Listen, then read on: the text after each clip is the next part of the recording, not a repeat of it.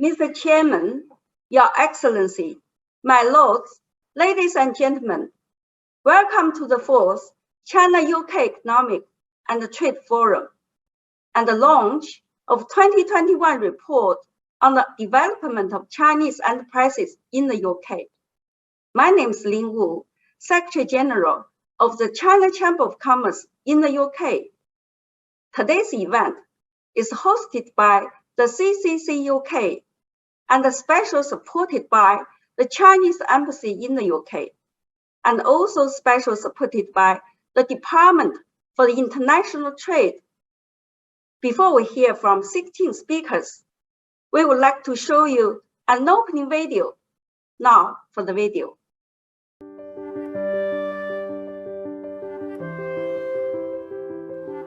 Mother Earth, from the endless reaches of our oceans to the unparalleled peaks of our mountains, we travel across the land and gaze upon the place we call home.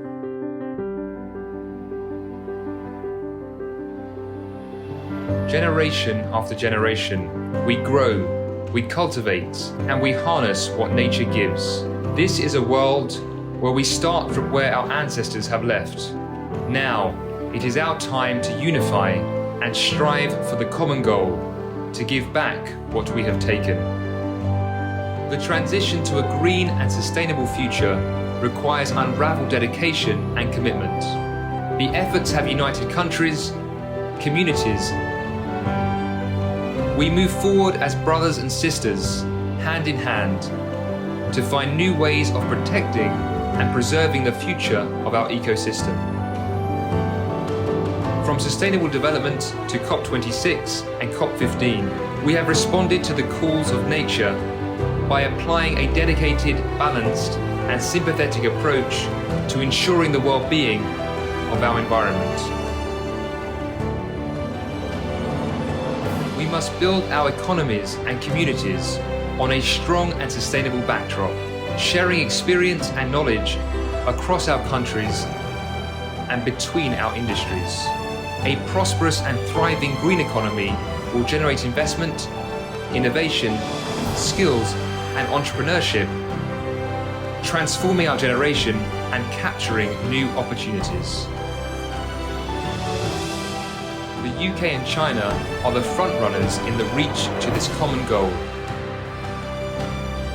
As a bridge between the two countries, the China Chamber of Commerce in the UK has been committed to promoting China-UK green development cooperation, integrating various fields from finance, infrastructure, energy, transportation, technology, and many more into British ecosystems and communities. In recent years, China has made efforts to achieve carbon neutrality and peak emissions, setting targets and carrying out actions across many areas.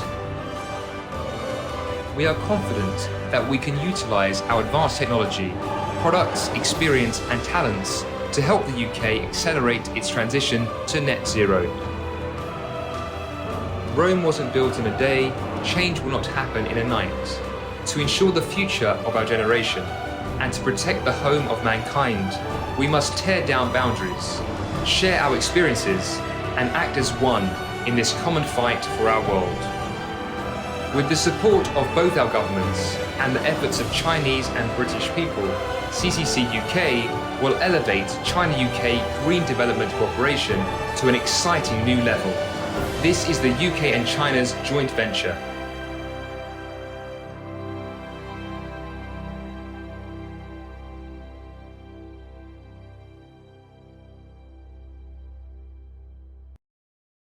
What a great video!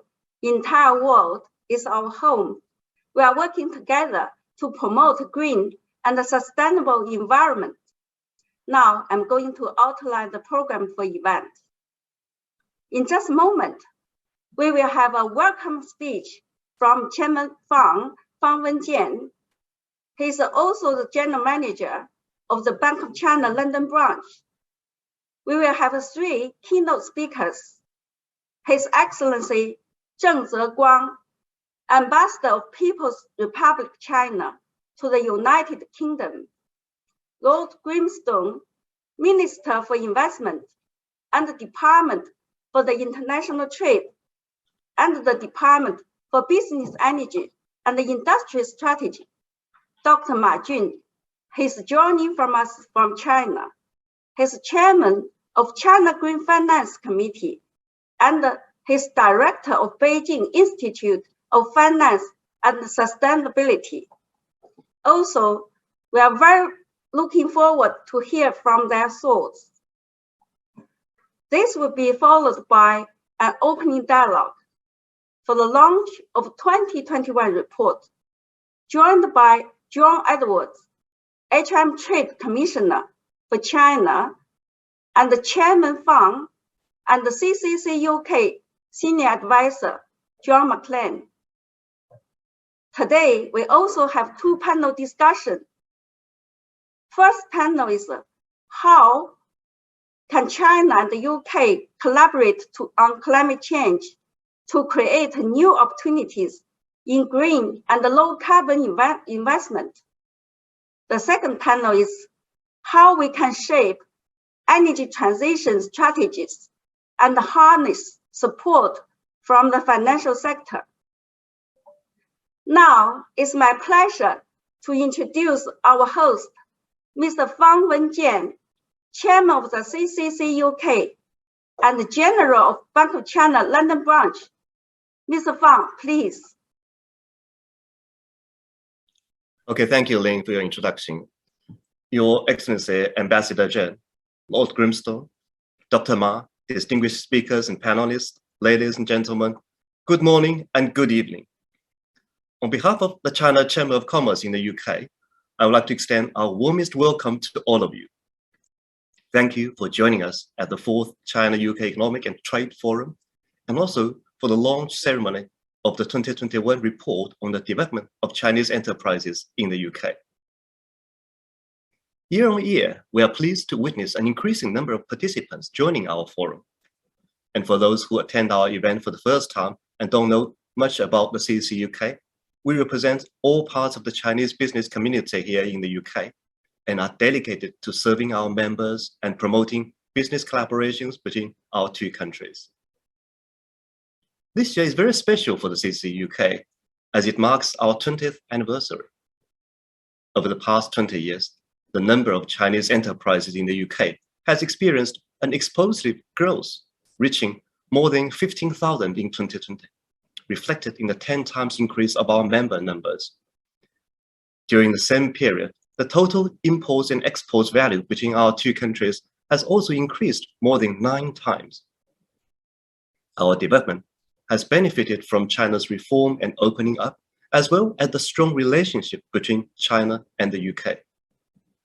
I would like to take this opportunity to extend our sincere gratitude to all our friends from all walks of life. Thank you for all your support and help during our journey, without which we wouldn't have come to where we are today. This year is also very special for our two countries. In October, China successfully hosted COP15 in Kunming, and weeks later, the UK staged COP26 in Glasgow. We are both playing our part to combat climate change and protect our planet. Ladies and gentlemen, as the curtains now closed on COP26, our mission is far from accomplished. That's why we are hosting our forum at such a critical moment when speedy and concrete actions are most urgently needed. So today we will focus on green cooperation between our two countries. On our two panels, we will discuss creating new opportunities in green and low carbon investment and look for solutions to shape energy transition strategies and harness support from the financial sector. We look forward to joining hands with all of you to further these endeavors. And from that perspective, the 3 C's in our name, the CCC UK, can also stand for commitments, capabilities, and contributions. Firstly, our commitments to green and sustainable development will never change. Chinese firms in the UK are responding positively and proactively to the net zero agenda and prioritizing green development in our business strategies. Our recent research shows that the majority of surveyed Chinese companies have plans to develop ESG initiatives in the UK and will prioritize this initiative in the next 1 or 2 years' time. It has already become a strong consensus among Chinese companies and entrepreneurs. Secondly, we will leverage our capabilities to help the UK meet its net zero targets. In recent years, China has already taken the lead in many green and sustainable sectors. For example, China became the second top filer of international green patents in 2020, especially in green transportation technologies. We will utilize our advanced technologies, products, experience, talents, and capital to help accelerate the net zero transition in the UK. Thirdly, we are ready to make tangible contributions to the UK's net zero strategy. In fact, Chinese companies have already become one of the driving forces in the UK's green, low carbon, and environmentally friendly projects.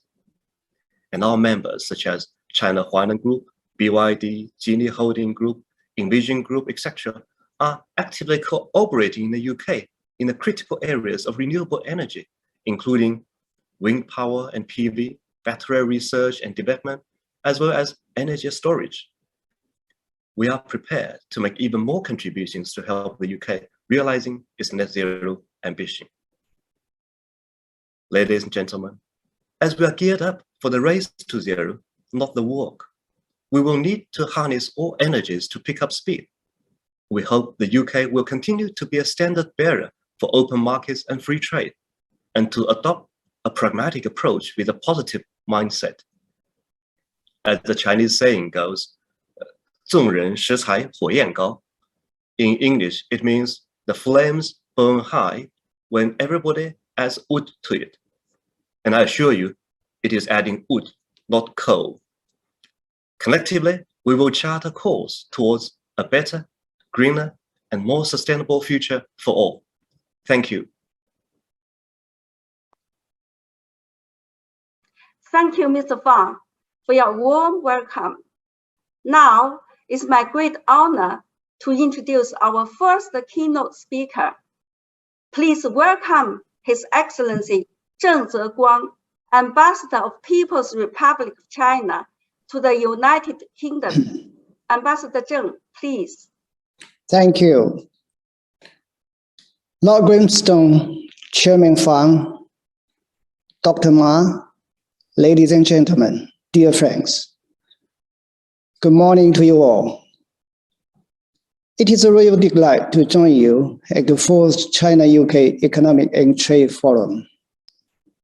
I'd like to thank Chairman Fang and CCC UK for the invitation and your long-term efforts in deepening China-UK economic and trade cooperation. And all you have been doing that over the past 20 years. I also like to extend my congratulations on the official launch of the 2021 report on the development of Chinese enterprises in the UK. A summary of the achievements and aspirations of Chinese enterprises. This report serves as a very useful reference for the governments, business communities, and academia of our two countries in doing research, formulating policies, or promoting practical cooperation. Many friends from the British business community are following closely the trend of China's development in China-UK economic relations. So today's forum could not be more timely. It provides a very good forum for the business community to exchange views and explore opportunities. But so far as I'm concerned, the questions I have been frequently asked recently are as follows. The first question, how do we see the economy of China?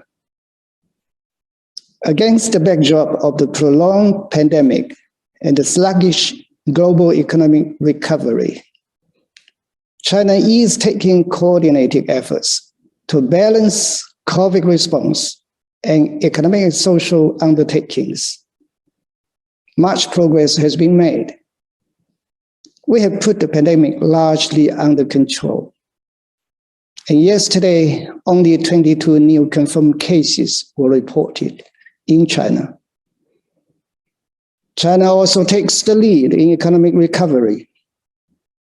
In the first 3 quarters of this year, China's economy grew by 9.8% year-on-year, and import and export of goods increased by 22.7%. According to the latest statistics for the first 10 months of this year, main economic indicators show a continued momentum of relatively rapid growth. For example, paying FDI in China between January and October increased by 17.8%. The added value of large-scale industrial enterprises increased by 10.9%. The service production index went up by 15.1%. And the total retail sale of consumer goods grew by 14.9%. China's economic structure, the quality and efficiency of its development have seen continued optimization and improvement. We are confident that the annual target for economic and social development for this year will be reached, that will contribute to the stability and reliability of the global industrial and supply chains, as well as to the global economic recovery. The second question, will there be any change in China's major policies? Just as people can see from the 6th plenum of the 19th CPC Central Committee, China's major strategies and policies will have a high level of stability and consistency. The country is well poised to continue its rapid economic growth and social stability in the years ahead. Comprehensive reform will be deepened, and opening up will be expanded at a high standard. With the new emphasis on common prosperity and the further expansion of the middle income group, China will become the world's biggest consumer market sooner than expected. All this is absolutely good news to the world. At the opening ceremony of the 4th China International Import Expo earlier this month, President Xi Jinping emphasized the following: we will not change our resolve to open wider at a high standard. We will not change our determination to share development opportunities with the rest of the world. And we will not change our commitment to an economic globalization that is more open, inclusive, balanced, and beneficial for all. So we will continue to open up our market wider and at a higher level. Specific measures will include the following: further shorten the negative list for foreign investment, opened up telecommunications and medical and healthcare sectors in an orderly manner, revise and expand and encourage foreign investment catalog, and continue to implement the foreign investment law and its supporting regulations. For global investors, including businesses from the UK, all these measures will help foster an enabling environment that is market-based, law-based, and open, and aligned with the international practice. The third question: what is the prospect of China-UK business cooperation? Now, in a recent telephone conversation, President Xi Jinping and Prime Minister Boris Johnson agreed that our two countries should enhance cooperation and work for the sound and steady development of China-UK relationship. Many areas have been highlighted, including green and low carbon development, healthcare, digital economy, financial services, and innovation. They have been highlighted as key areas where cooperation should be expanded between our two countries. So this consensus at the top charted the course for our bilateral ties, as well as for practical cooperations between business communities of our two countries. Our business cooperation is also showing some positive momentum, and we must keep it up. Here are some of the trade investment statistics. From January to September, China-UK trade in goods totaled $81.3 billion, increasing by 26% year on year. Now, according to our statistics, the Chinese statistics, from the second quarter last year to the third quarter this year, that is 6 quarters in a row, China has been the biggest source of imported goods into the UK. By September this year, FDI from the UK to China totaled $27.1 billion, and the FDI from China to the UK stood at $19.8 billion. Both have gone up. The signing of an agreement by the central banks of our two countries to renew the existing reciprocal currency swap line will certainly continue to facilitate the two-way trade and investment. Now, all this speak volume to the enormous potential and the bright future of China-UK business cooperation. Ladies and gentlemen, dear friends, going forward, I hope our two sides can make further efforts in the following areas. Number one, we should work together to provide a sound environment for business cooperation. From the report launched today, we can see clearly that many Chinese businesses are following closely the development of China-UK relations.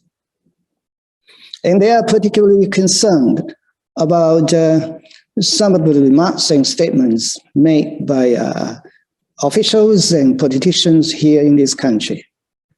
Especially they are concerned with those remarks about excluding Chinese businesses or investors from certain areas. Now, economic and trade issues should not be politicized. If willful restrictions were imposed on businesses based on geopolitical or ideological considerations, there could not be a practice of free trade, and it would go against the rules of the WTO. Furthermore, they will scare away prospective investors. It's not something that we want to see. It is therefore important that the governments of our two countries join hands to foster a sound political atmosphere and a fair, justice, and non-discriminatory environment for our businesses. Second, the two sides should work together for mutual benefit in key areas, especially green development.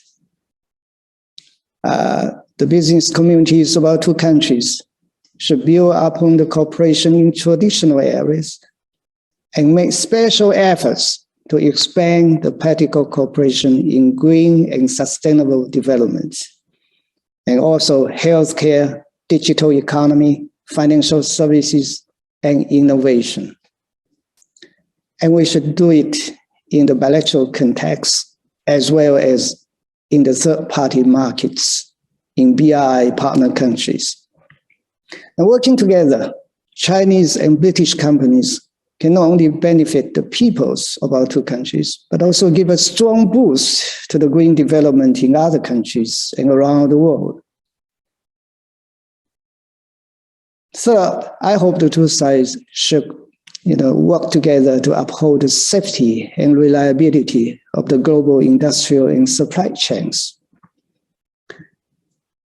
Now, COVID-19 tells us clearly that we are in a globalized world, and we all depend on the same global industrial and supply chain. No one should use the pandemic as a pretext to advocate deglobalization or champion decoupling or parallel systems.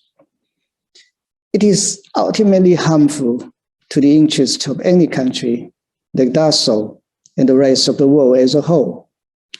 Now, the global industrial and supply chains are public goods, and it is important that they remain so. As permanent members of the UN Security Council and major economies in the world, China and the UK should make positive contribution to the safety and reliability of the global industrial and supply chains. So there's a lot of space for us to work together in this regard, and we look forward to even closer cooperation. Ladies and gentlemen, dear friends, the China-UK Economic and Trade Forum has been held for 4 consecutive years. This flagship event of the CCC UK has become an important platform for business leaders from all sectors of our 2 countries. It's a good opportunity for them to discuss and plan for economic development and trade. I hope the CCC UK will build on its success over the past 20 years and continue serving as the home for Chinese companies in the UK and very important bridge linking Chinese and British partners. The Chinese embassy in London will continue to do whatever we can to assist in your good work and facilitate the business cooperation between China and the UK. In conclusion, I wish this forum success. Thank you all. Thank you, Your Excellency, for such a positive and inspiring message. Now, it's my pleasure to welcome next speaker, Lord Grimstone, Minister for Investment at the Department for the International Trade, and he is also the Department for Business Energy and the Industrial Strategy. Due to schedule conflict, Lord Grimstone has recorded us a keynote video. Now for the video. Well, good morning to those in the UK and good afternoon, ni hao, to everyone joining from China. And I'd like to begin by thanking the Chinese Chamber of Commerce in the UK and my good friend Fang Wenjiang in particular for putting together this comprehensive, insightful and very positive report. Now it shows that 80% of Chinese investors are optimistic about improving revenue and profitability. Nearly half are looking to expand their investments in the UK, and none are looking to divest. And more than 3/4 expect the UK business environment to improve or to remain stable. And this is testament to the appetite business leaders have to invest in the UK economy, which is bouncing back faster than other developed countries. And I'm pleased to say this was very clear from our Global Investment Summit last month, where we hosted a huge number of business leaders from across the world, including, of course, from China. And there are 2 themes from the report that I want to briefly pick up. The first is that the UK is maintaining and strengthening its open, fair and transparent business environment. And that is really important. And indeed, it's an explicit commitment from our Prime Minister, and it's central to my role as Investment Minister. And that includes, of course, ensuring that the UK retains its status as a leading global destination for foreign investors. Through our commitment to the rule of law and equal treatment for companies registered here, whatever their background, and transparent, predictable and proportionate regulation. Now, of course, that does not mean that governments cannot simultaneously act to protect their own national security. And many countries, including China, have recently updated their national security investment screening legislation. And I have to say, it is a prerequisite for continued public support for foreign investors that governments are seen to be taking their security responsibilities seriously. But I absolutely want to reassure people listening today that in designing this legislation in the UK, which we call the National Security and Investment Act, the UK government has in no way abandoned its principles of proportionality, transparency, and of course the rule of law. And above all, the legislation provides what investors tell me what they want, which is stability, predictability, and transparency. And it achieves this by setting out clearly areas of national security concern, the processes and timelines to be followed, and of course, having a clear, robust evidentiary requirement and an appeals process. And by making it absolutely clear that decisions will be taken on national security, not on political grounds. But the second area of the report I want to highlight is the green transition. The UK is undergoing an epochal, a revolutionary shift in its economy. No new internal combustion vehicles by 2030, no unabated coal in the energy mix by 2024, and enough wind generation to power every home in the UK within the next 9 years.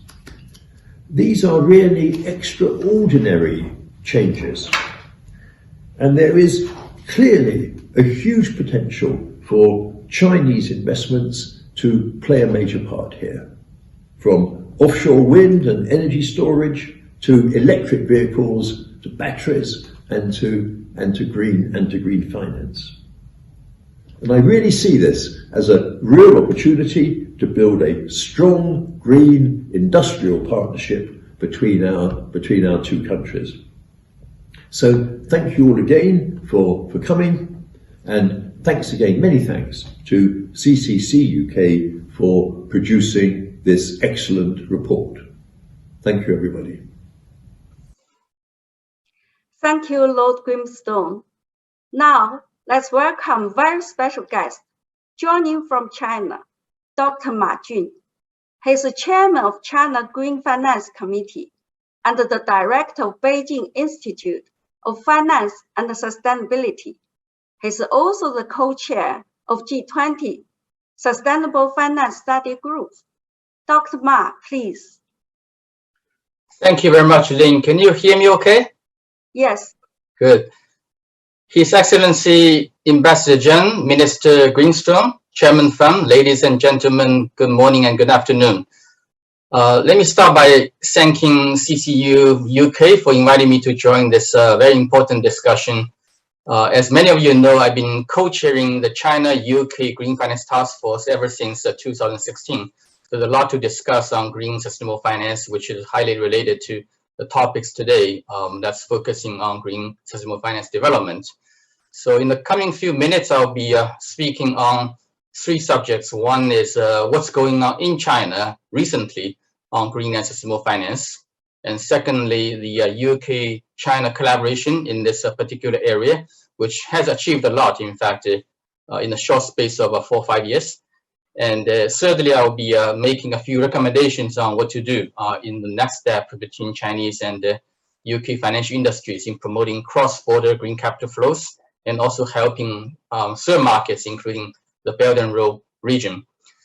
Now, starting with China, as many of you know, we have set up a framework for green finance since 2016, which included 4 major pillars.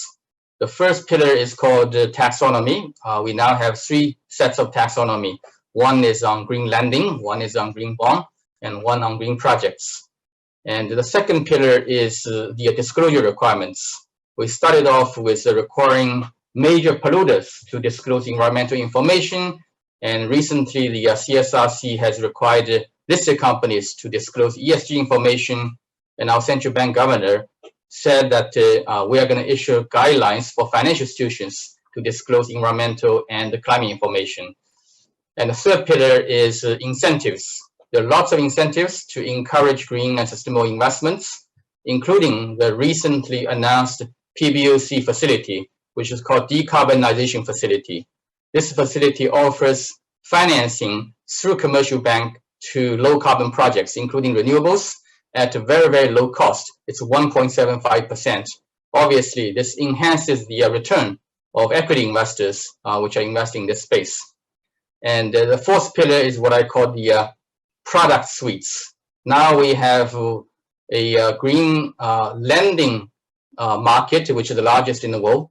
The outstanding green loans amounts to 15 trillion RMB as of September this year. And we have the second largest green bond market in the world. In the past 5.5 years, China has issued 1.6 trillion RMB worth of green bonds, and we've got 700 green funds. Of course, there's still a lot of scope for development. Recently, the China Green Finance Committee estimated that in the coming 30 years, China will need to invest additional 487 trillion RMB in green and low carbon activities, which certainly means that the green finance activities, whether in the form of loans or bonds or equities, will have to grow massively in the coming years and decades. Now, moving on to the China-UK collaboration, the beginning was 2016, when China was the presidency for G20. In that year, China and the UK co-chaired the G20 Green Finance Study Group. That was the beginning of a consensus formation in the G20 on the need to scale up green finance. I still remember I've been co-chairing this with Michael Sharon from Bank of England for 3 years, between 2016 and 2018. And during these 3 years, the G20 Green Finance Group initiated a lot of ideas, including greening the banking system, greening the bond market, greening institutional investors, introducing environmental and climate risk analysis, and many of these initiatives were taken up by other international organizations later on. And the second joint effort was to promote the launch of NGFS. That's a Central Banks and Supervisors Network for greening the financial system. That was in 2017. This network was launched by 8 central banks, including Bank of England and PBOC. And now this network, which is working on global consensus on financial policies to support green activity, is a network of 90 central banks and financial supervisors. So its influence has been growing massively in the past couple of years. And out of the initial 3 work streams, I chair one of these, and the UK colleagues chaired another work stream. So collectively, China and UK made a lot of contribution to the success of NGFS. And the third platform I'd like to mention, which is a product of China-UK collaboration, is the Green Investment Principles for the Belt and Road. That was launched in 2018 by China Green Finance Committee and the City of London. Over a matter of just 3 years, this network has now involved 40 global institutions as members. And these members, largely financial institutions, are managing $49 trillion on their balance sheet. And they're committed under the GIP, or Green Investment Principles, to make more green investments in the Belt and Road region and reduce the exposure to brown assets such as polluting and high carbon activities. And this network is still expanding. Recently, the Green Investment Principles established a regional network, which is called the GIP Central Asian Chapter, which is now chaired by the former central bank governor of Pakistan. And a lot of local dissemination is being done in the Central Asia region. And in the near future, we're looking to launch the African chapter of the Green Investment Principle, which again will require joint efforts between China and UK, and of course many other participants, including from emerging markets. The most recent effort between China and UK on the green finance is the launch of the ESG Leaders Forum, which again was a joint product of City of London and China Green Finance Committee, we began to discuss how ESG products can be promoted both in China and UK, and how we can promote cross-border ESG investments, and how we can promote the engagement of investors with investees such as listed companies to improve their ESG performance.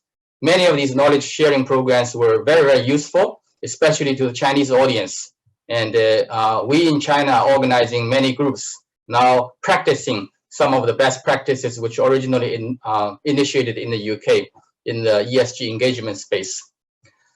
Now, finally, let me just say a few words on what we should do, what we should be looking at in the next few years in promoting further collaboration between China and UK on green finance. One is what I call promoting cross-border green capital flows between our two countries. As I said earlier, China has a massive demand for green finance in the amount of 487 trillion RMB in the coming few decades. And the UK, being a global financial center, you are hosting massive amount of green money, and the money is cheap in the UK market. So that's a win-win situation. If we can channel more green financial resources from UK to China to finance many of these green assets, for example, renewable assets, electric vehicles, and many more to come in the industrial space in terms of carbon reduction as well as green buildings. I think the Chinese will benefit from lowering its funding cost, and the UK-based investors will benefit from higher yields. In this particular space, I think we need to promote more products such as green ABS, green bond fund, and many other forms of financial flows. The second recommendation is we need to do more knowledge sharing, in particular in the area of environmental disclosure and also stress testing for climate risks. These are very technical, but they're becoming very important in China, especially given that Governor Yi Gang of the Central Bank in China has said that we are requiring mandatory disclosure of financial institutions on climate-related information. And recently, the Central Bank of China is requiring 21 large banks in China to conduct climate stress testing. So methodology-wise, we need to learn the best practices from UK and from the rest of the world, and knowledge sharing will be helpful. And finally, just one thought on the third market, which are essentially emerging markets of Belt and Road region. They need a massive amount of help in terms of financing, in terms of capacity, and we need to join our hands in helping them by building their markets, for example, in lending resources to develop taxonomies, to disclosure requirements and financial products in these markets, including in Africa, in Latin America, in ASEAN countries. And the GIP is providing a very good platform for extending the green principles from both China and UK to the emerging markets, and we can leverage the existing facility already established by GIP to provide more support and capacity building services to these countries. So let me conclude my remark here, and once again thank the organizers, especially CCC and Bank of China Hong Kong, Bank of China UK, sorry, for arranging this event, and I wish the conference a great success. Thank you very much, Dr. Ma. Thank you for your unique view and the key points. Now, we have come to the launch of 2021 report on the development of Chinese enterprises in the UK. Before we start open dialogue, we would like to invite everyone to watch a video about report highlights.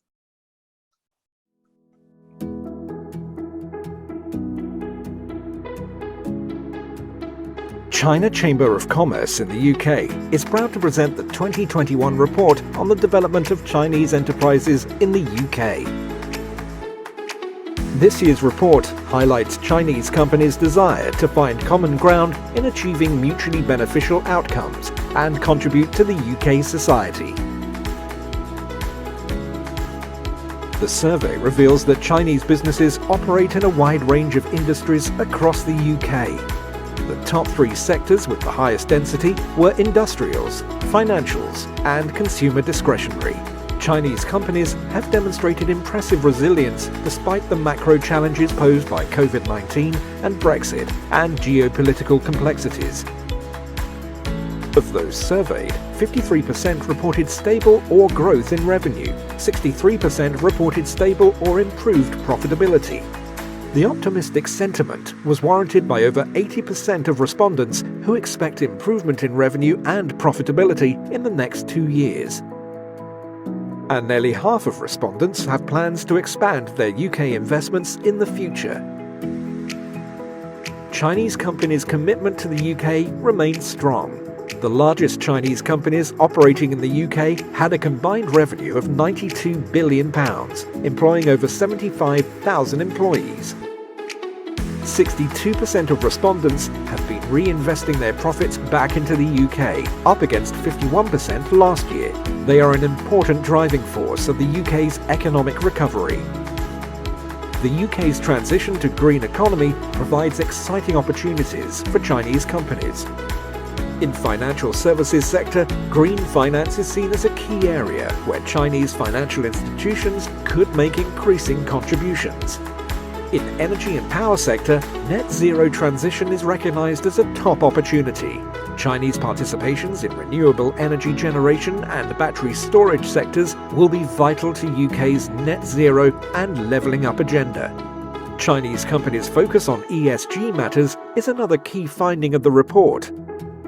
54% of the companies are prioritizing new ESG initiatives plans over the next 1 to 2 years. Although many companies find it hard to balance ESG goals with business growth targets and navigate increasing regulatory complexity. Positive actions have been taken to progress the matter, from adopting sustainable technologies to supporting local communities.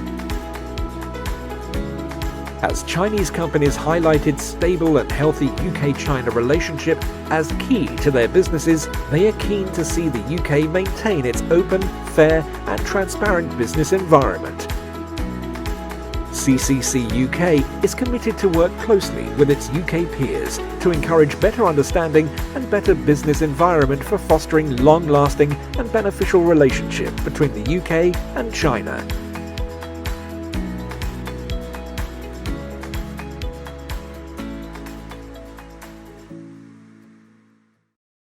Ladies and gentlemen, thank you for watching. Please, let's all give big round of applause for the launch of 2021 report.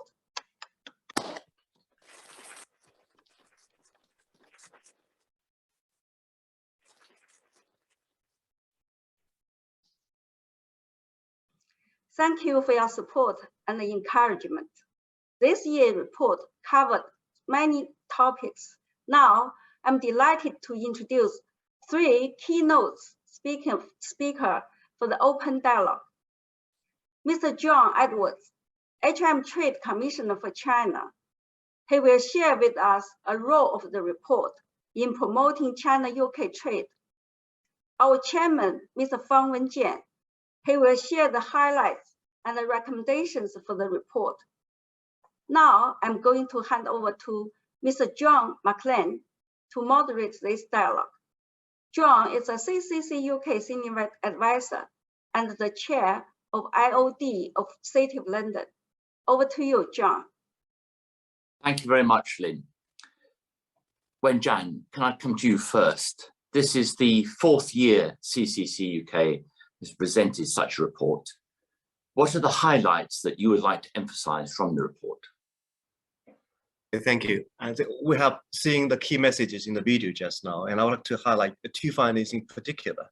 I think first, although the Chinese businesses, concern of the current business environment continue to increase, we still remain optimistic for the future, for our future in the UK. On the one hand, our members still have concerns on the business environment here. Compared with the last year, the score in this regard is actually lower. Political environment has the biggest drop actually in the score. It is certainly not surprising to me, to be frank, as many of our members have shared their concern with me regarding the geopolitical tension and the uncertainties in UK-China relationship. There is a perception that these have caused reduction in merger acquisition activities, increasing scrutiny of Chinese investments, and negative public perception on China or Chinese companies in general. But despite these concerns, Chinese companies still maintain a very positive outlook for doing business in the UK. 94% still view the UK as important to their global presence. The majority of the surveyed companies also expect their revenue, profitability, and market share to be increased or stable over the next 2 years.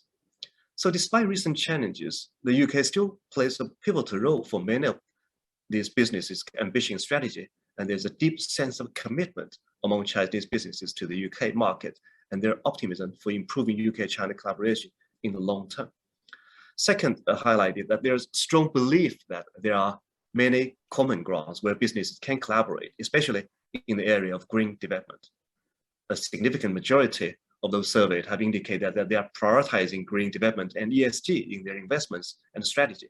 And this is reflected across the full range of industries.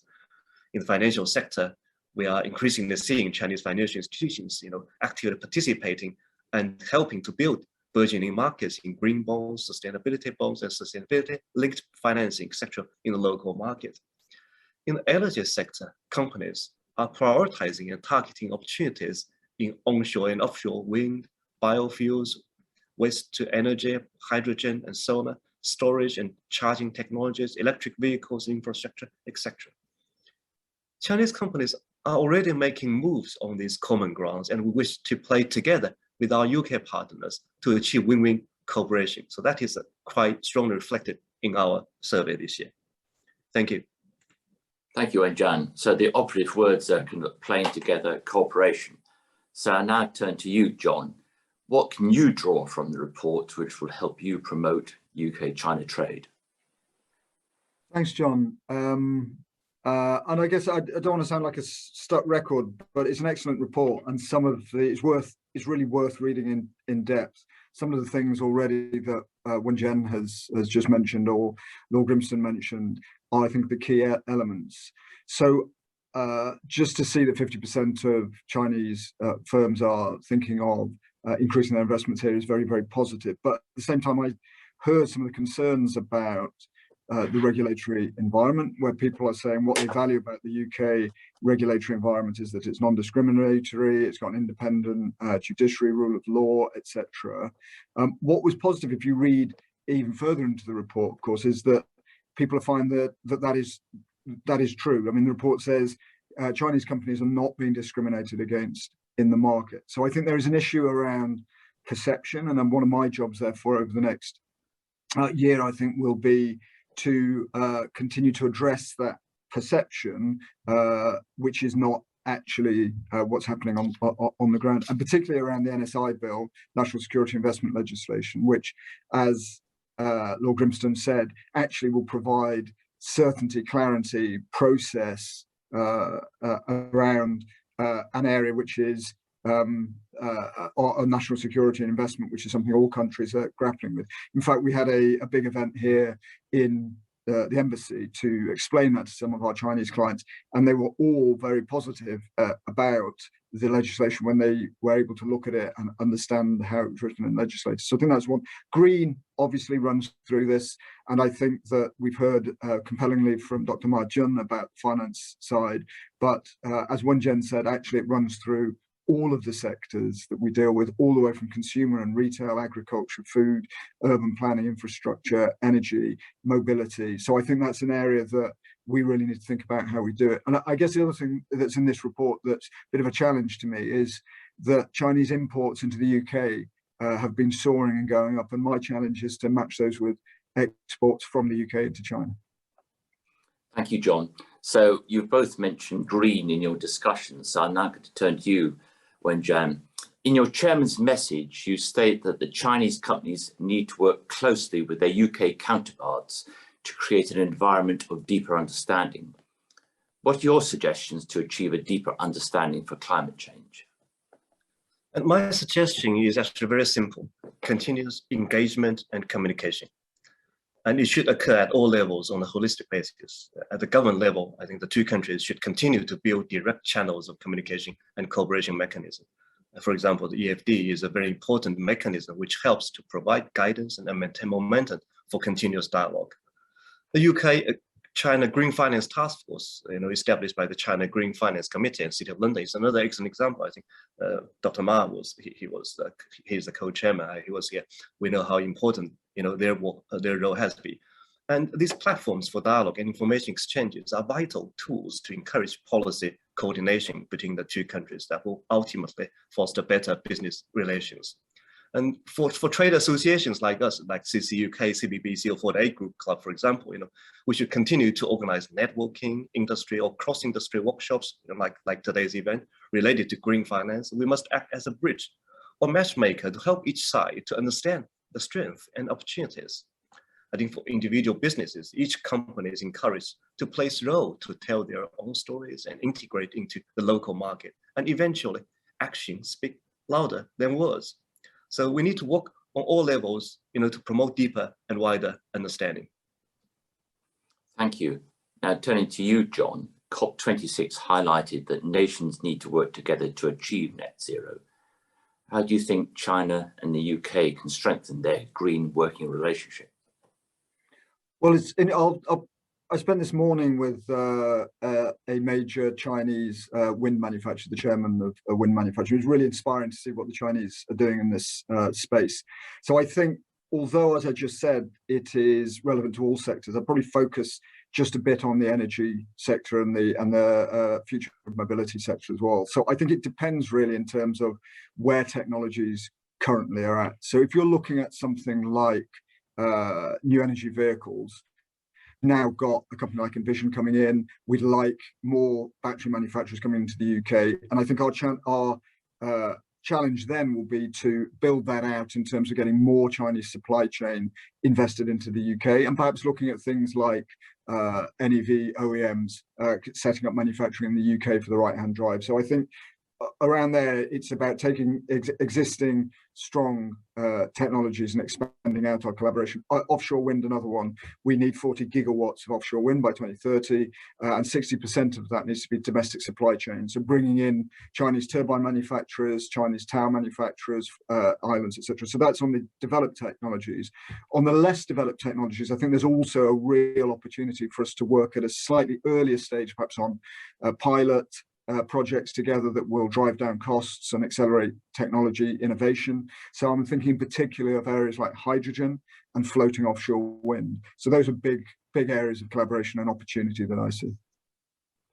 So you mentioned a number of areas of collaboration, but also in the discussions we've heard and also in the report, there's been comment about the adverse geopolitical winds which are kind of challenging us.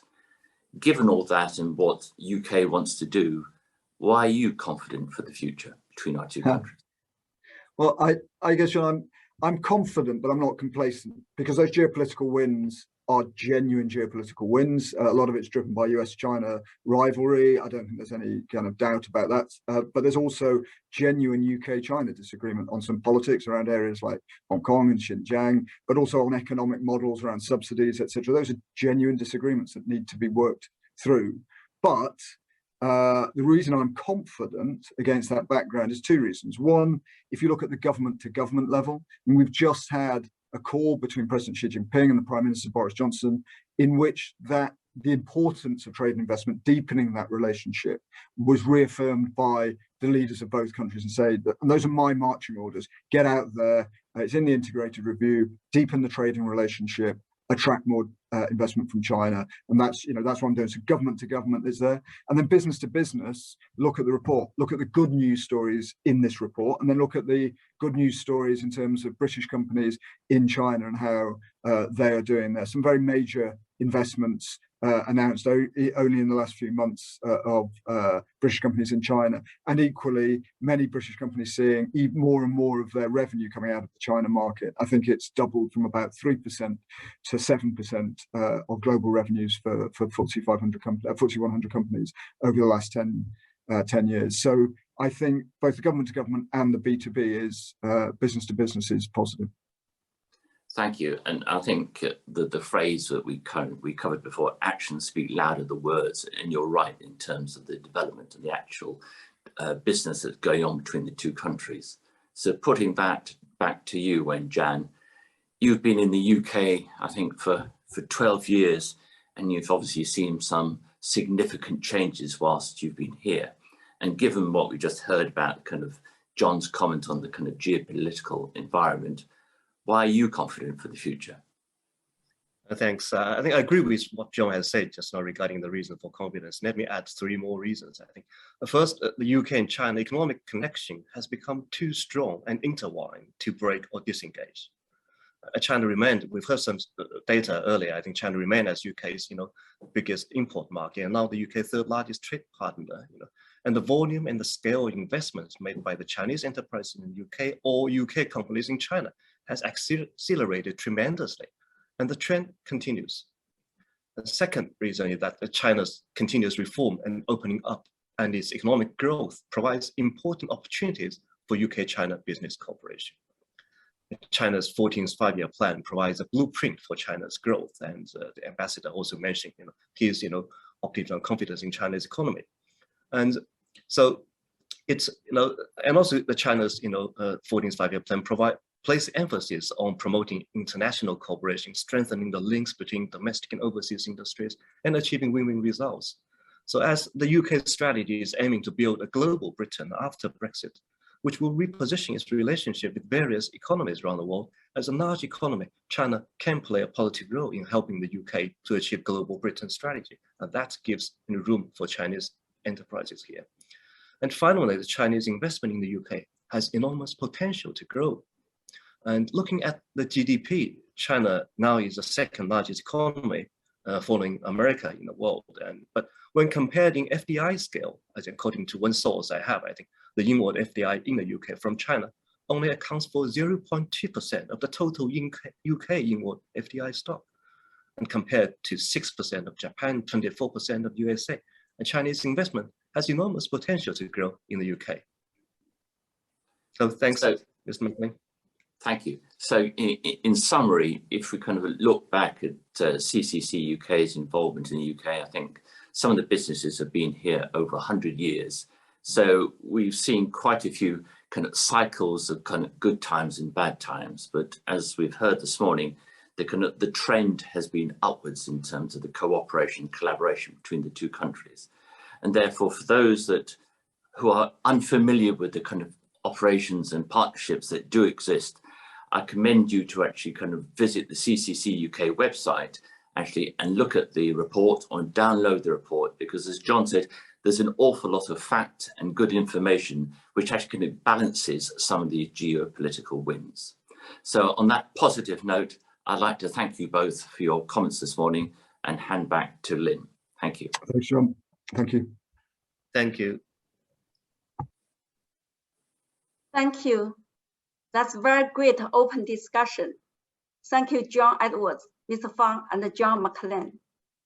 This report is available in Chinese and English version. You can download this report from our CCC UK website. What time now? Okay, now we need to take a 7-minute break. Please do come back in 11:45. Oh no, 11:42, and join us first panel discussion. See you soon.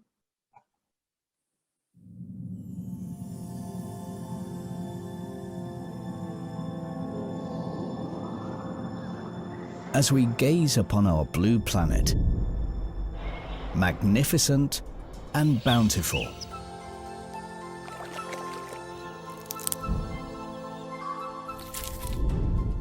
a harmonious world for mankind and nature.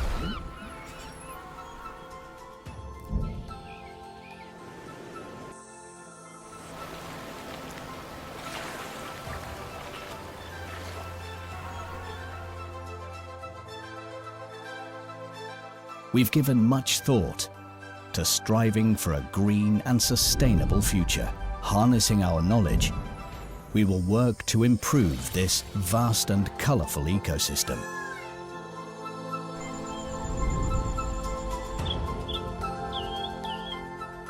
What is taken from nature must finally be returned to nature. We continuously examine the relationship between mankind and the world around. Making improvements to our environment will require a civilized, balanced and sympathetic approach. One that can be applied to cities, nations and across the whole world.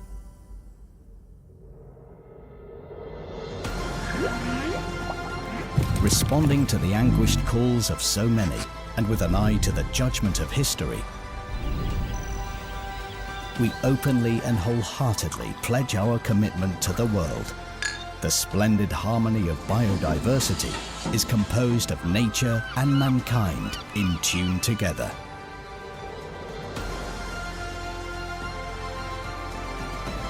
Bank of China, bridging China and the world for the common good. Aiming for a better world for all.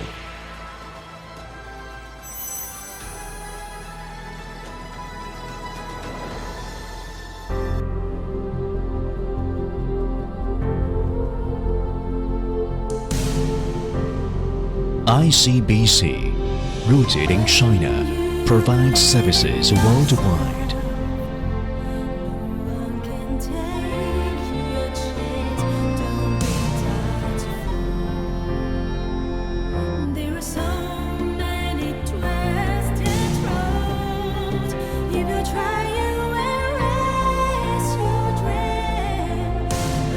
Online or offline, ICBC fully responds to your financial needs.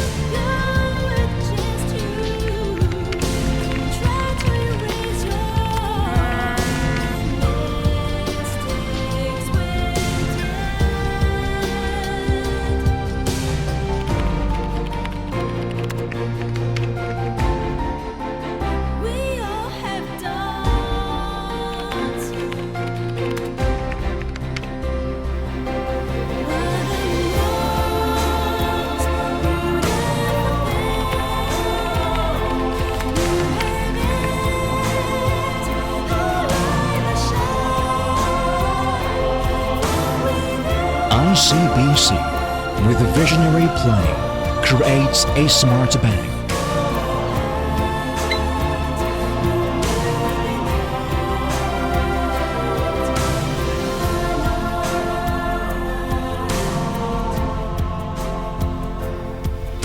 ICBC, with a legacy in banking industry, is committed to innovative cross-sector operation.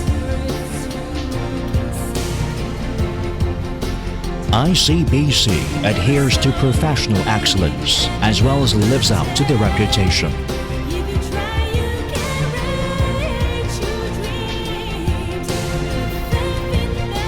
ICBC utilizes financial strength to achieve aspiration and happiness.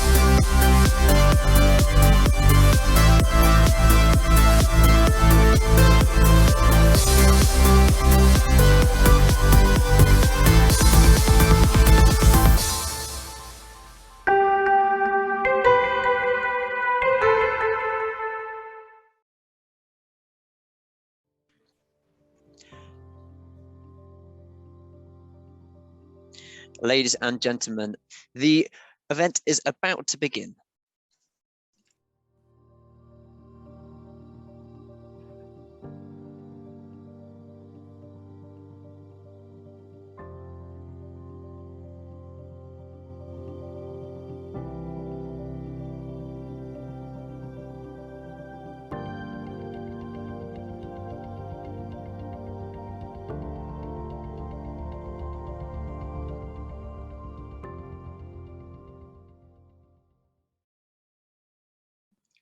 Welcome back. Now we begin our first panel. How can the UK and China collaborate on climate change to create a new opportunity in green and low carbon investment? We are now delighted to have Rhys Worley, Executive Director of Manchester China Forum, to moderate this panel. He will be joined by 4 other speakers to join discussion. Over to you, Rhys. Thank you very much, Wu-Lin, and thank you very much to you, Chairman Fang, and the entire team. It's an absolute honor to be able to moderate today's session to discuss such an incredibly important topic as this. My name is Rhys Worley. I'm Executive Director of the Manchester China Forum, which is the city region's special purpose vehicle for driving its long-term engagement with China. Greater Manchester takes this issue of climate change incredibly important and has set out some incredibly ambitious targets around delivering carbon neutrality. Its 5-year environmental plan, launched in 2019, sets out clear science-based targets for delivering carbon neutrality by 2038, including commitments to see all new buildings net zero by 2028. This will present a wide range of opportunities in and around the creation of a London-style transport network, moving us very much towards a zero-carbon transport system. It also aims to remove 1 million tonnes of carbon from the city region by 2024, leveraging over £750 million of investment. It also aims to create opportunities for people to retrain in green industries. So quite clearly, there are huge opportunities both at the city level, as well as we've heard at the national and international level. Cities have a critical role to play in shaping these solutions of the future. And I very much look forward to discussing with today's panelists around those opportunities presented for UK-China collaboration in this area. Before I hand over to each of the panelists to introduce themselves, I would just like to add an apology from Mark Logan MP. Unfortunately, he has been caught up by the 3-line whip on delegated legislation. So we'll be running a little bit late in joining today's session, but we very much look forward to having him join towards the second half. On that note, I'm delighted to hand over to Sandy. Sandy, if you wouldn't mind just introducing yourself and obviously sort of context to today's session, please. Thank you. Thank you very much, Rhys, and good morning, everyone. I'm Sandy Begbie. I'm the Chief Executive of Scottish Financial Enterprise, which is the trade body that represents the financial and professional services businesses here in Scotland. We employ around about 160,000 people here in Scotland directly in financial and professional services, and also are the largest contributor to the Scottish economy, and therefore are right at the centre of how we consider the journey to net zero challenges that face Scotland, but also how, given our heritage and our global reach, how we can collaborate and work with other sectors and countries across the globe to work on what is undoubtedly a global challenge, a country challenge, a business challenge and a city challenge, as well as a consumer challenge. And only through collaboration are we really going to be able to make the progress that we all need to achieve. In terms of my own background, I have worked over 30 years in financial services, and for the purposes of today, I was responsible for the insurance and pensions joint venture of a company called Standard Life in China, and have spent many months in China, in where we were based in Tianjin, but also across many other cities and parts of China.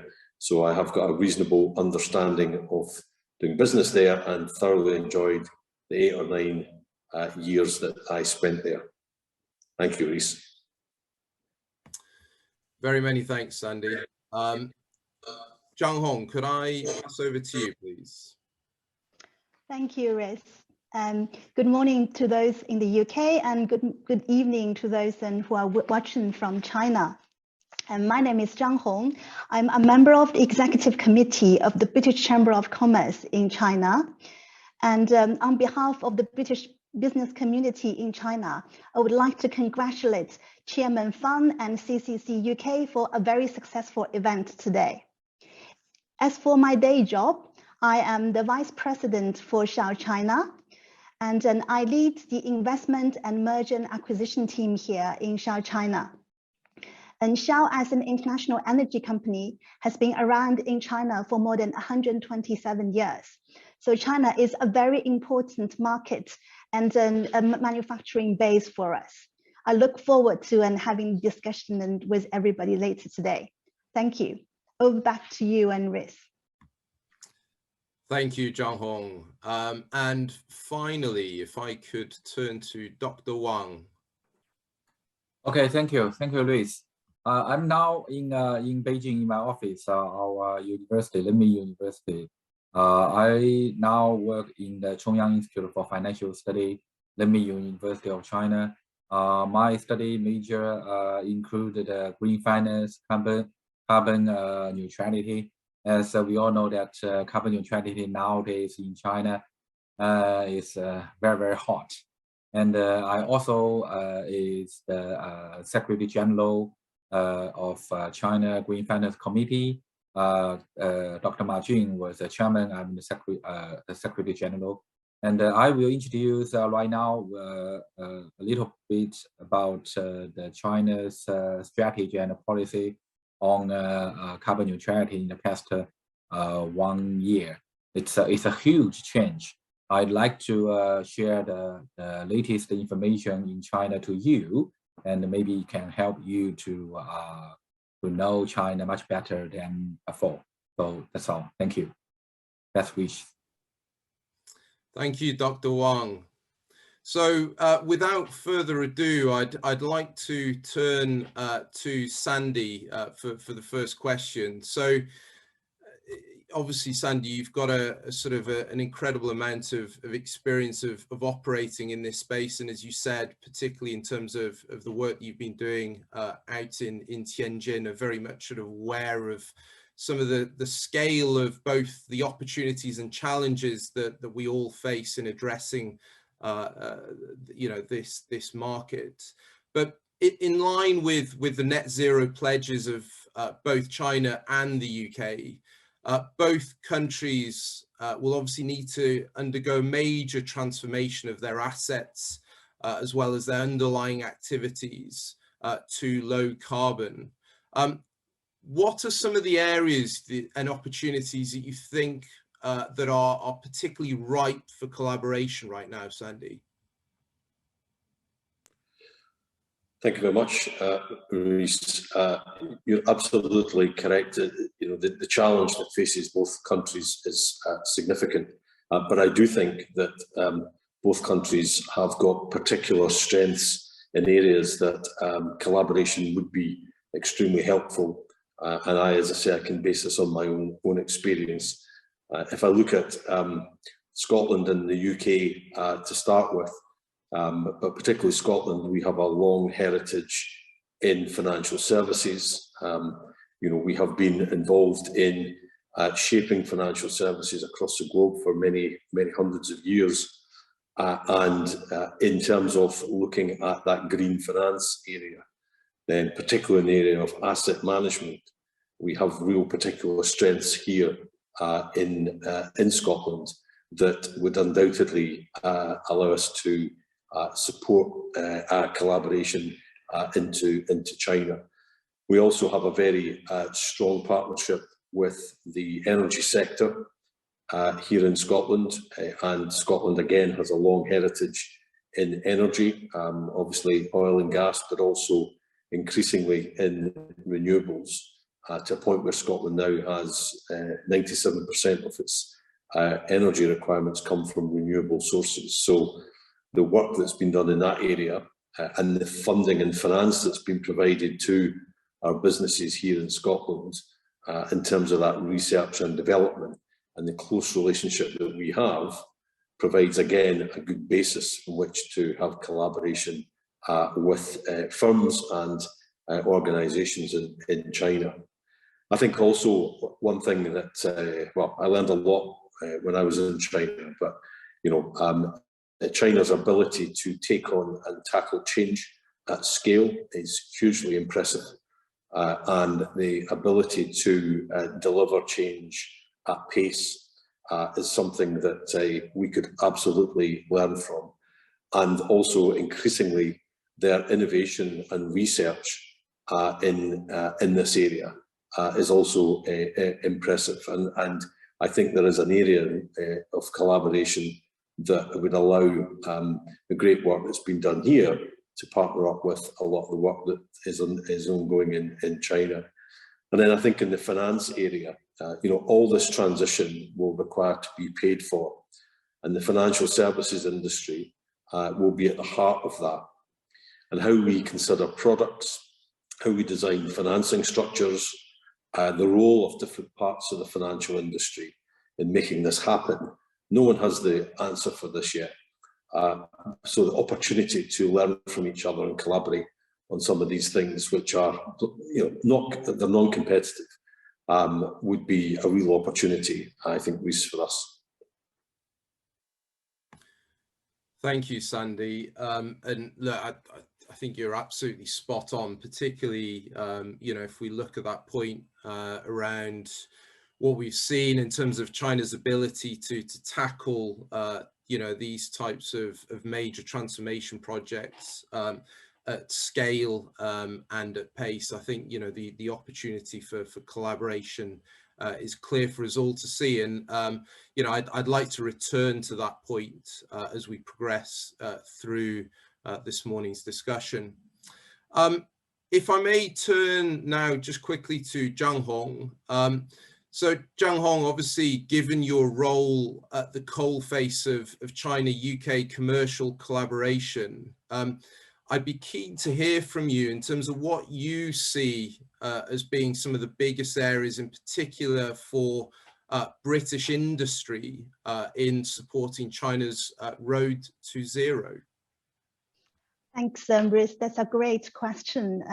From the energy sector point of view, we normally identify three main routes for decarbonization: to reduce, to avoid, and to offset. So what do I mean by to reduce? To reduce CO2 is to support energy efficiency and make low carbon choices, like utilizing the renewable energy and technologies, for instance. And then what I mean by avoid is to avoid producing CO2. So to increase electrification with low carbon electrons and commercialize low carbon fuels and like hydrogen, bioenergy, etc.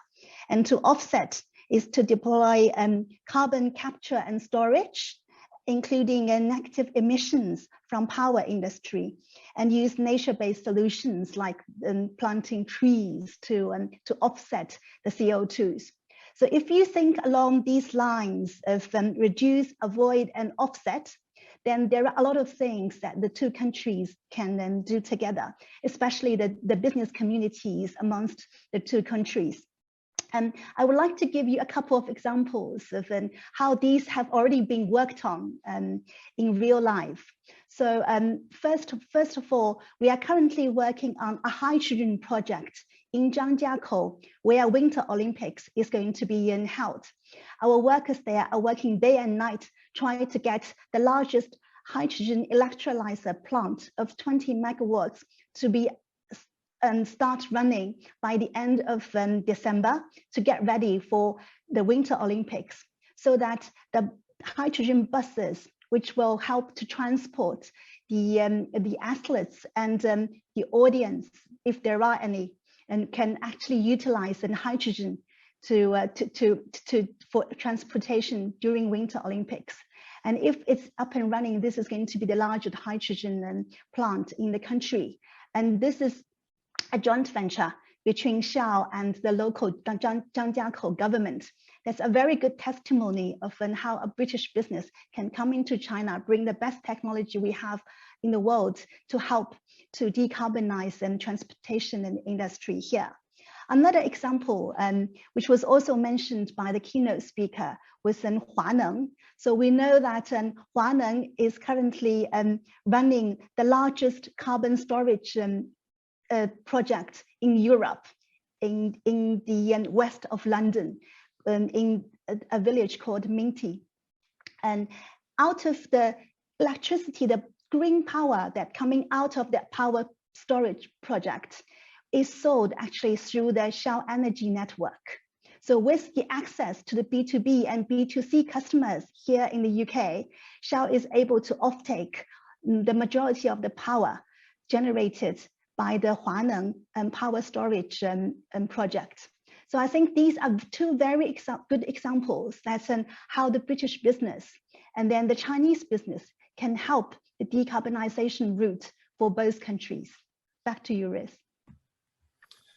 Many thanks, Zhanghong. And, you know, as you said, sort of two excellent examples of collaboration on both sides, and pointing to, you know, the huge opportunity that presents. I think, you know, from our perspective within a city region, we're very actively looking at what the sort of the future of transport solutions look like. And clearly, hydrogen has an incredibly important role to play in that space. So I think looking at some of the work that's going on with some of the pilot initiatives, particularly, as you said, leading up to the Winter Olympics, I think can present some really interesting insights in terms of the opportunities for collaboration moving forward. Dr. Wang, perhaps if I could just turn to you quickly. So we've heard already around, you know, the critical importance that sort of both UK and Chinese financial institutions have to play in accelerating the adoption of green solutions.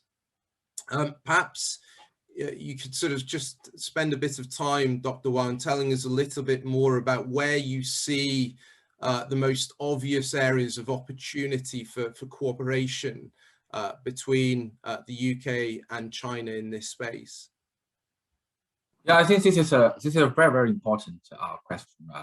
But the problem is that if we are talking about the future cooperation between UK and China, we must know what happened in China on Earth in the latest 1 year.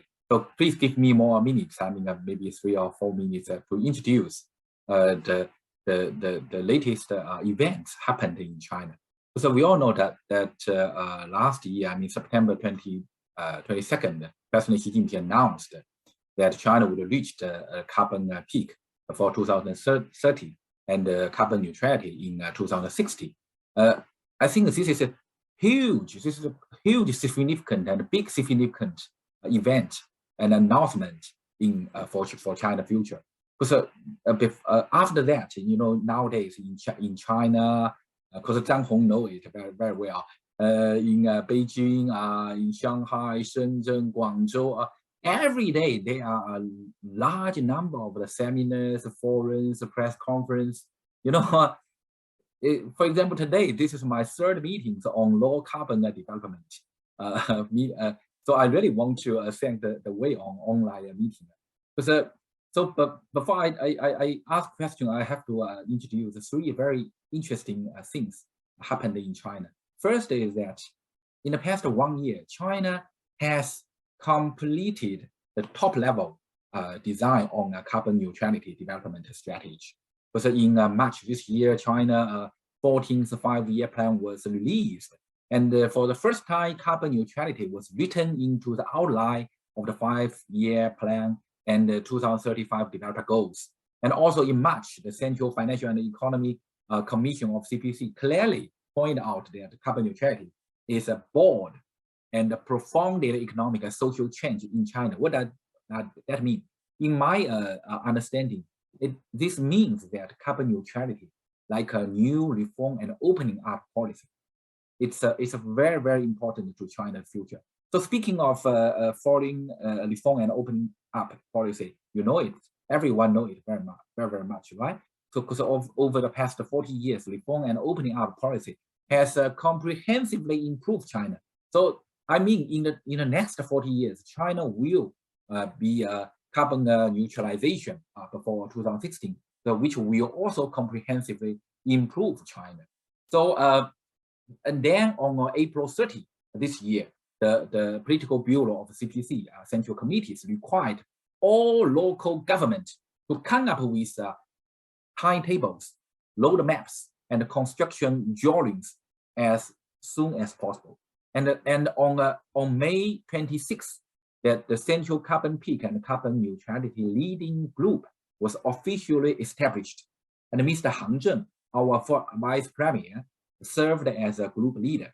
And on September 22nd this year, 2 months ago, the CPC Central Committee and the State Council of China issued a highest guidance on how to do a good job in carbon peak and carbon neutrality.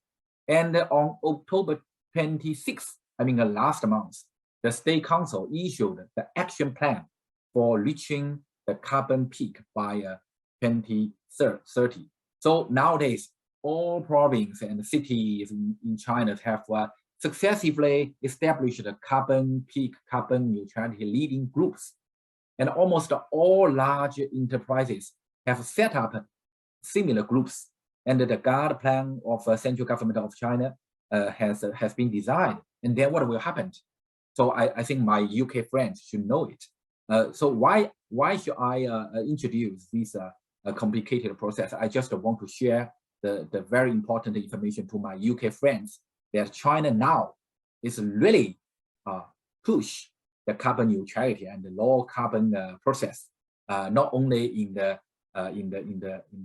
top designing level, but also in the local level and in the enterprises level. So as long as you know it, and UK friend can find the cooperation opportunity with China. That's the first point I want to share with you. Second point, very sadly, I want to share with you is that in China, even nowadays, President Xi announced the carbon neutrality for over 1 year, but there are still a lot of disputes in China people about carbon neutrality. You have to know it when you want to cooperation with China in the future, because over the years there are a lot of strong populism in all countries. China also has, in the views of some Chinese, in their views, they think the so-called carbon emission reduction is unfair. It's very unfair to China. They have 3 reasons. First reason is that China is the world's largest trading country of goods, produce 1/3 of the world's goods, but it bears too much carbon emission calculation. Second, China's per capita carbon emission is still very, very low, only 1/2 of that of the United States. Third, although China is the largest carbon emitter and China's historical carbon emission stock is still only 1/3 of that of the United States. So in their views, China's excessively carbon emission reduction is unfavorable to China's economic future.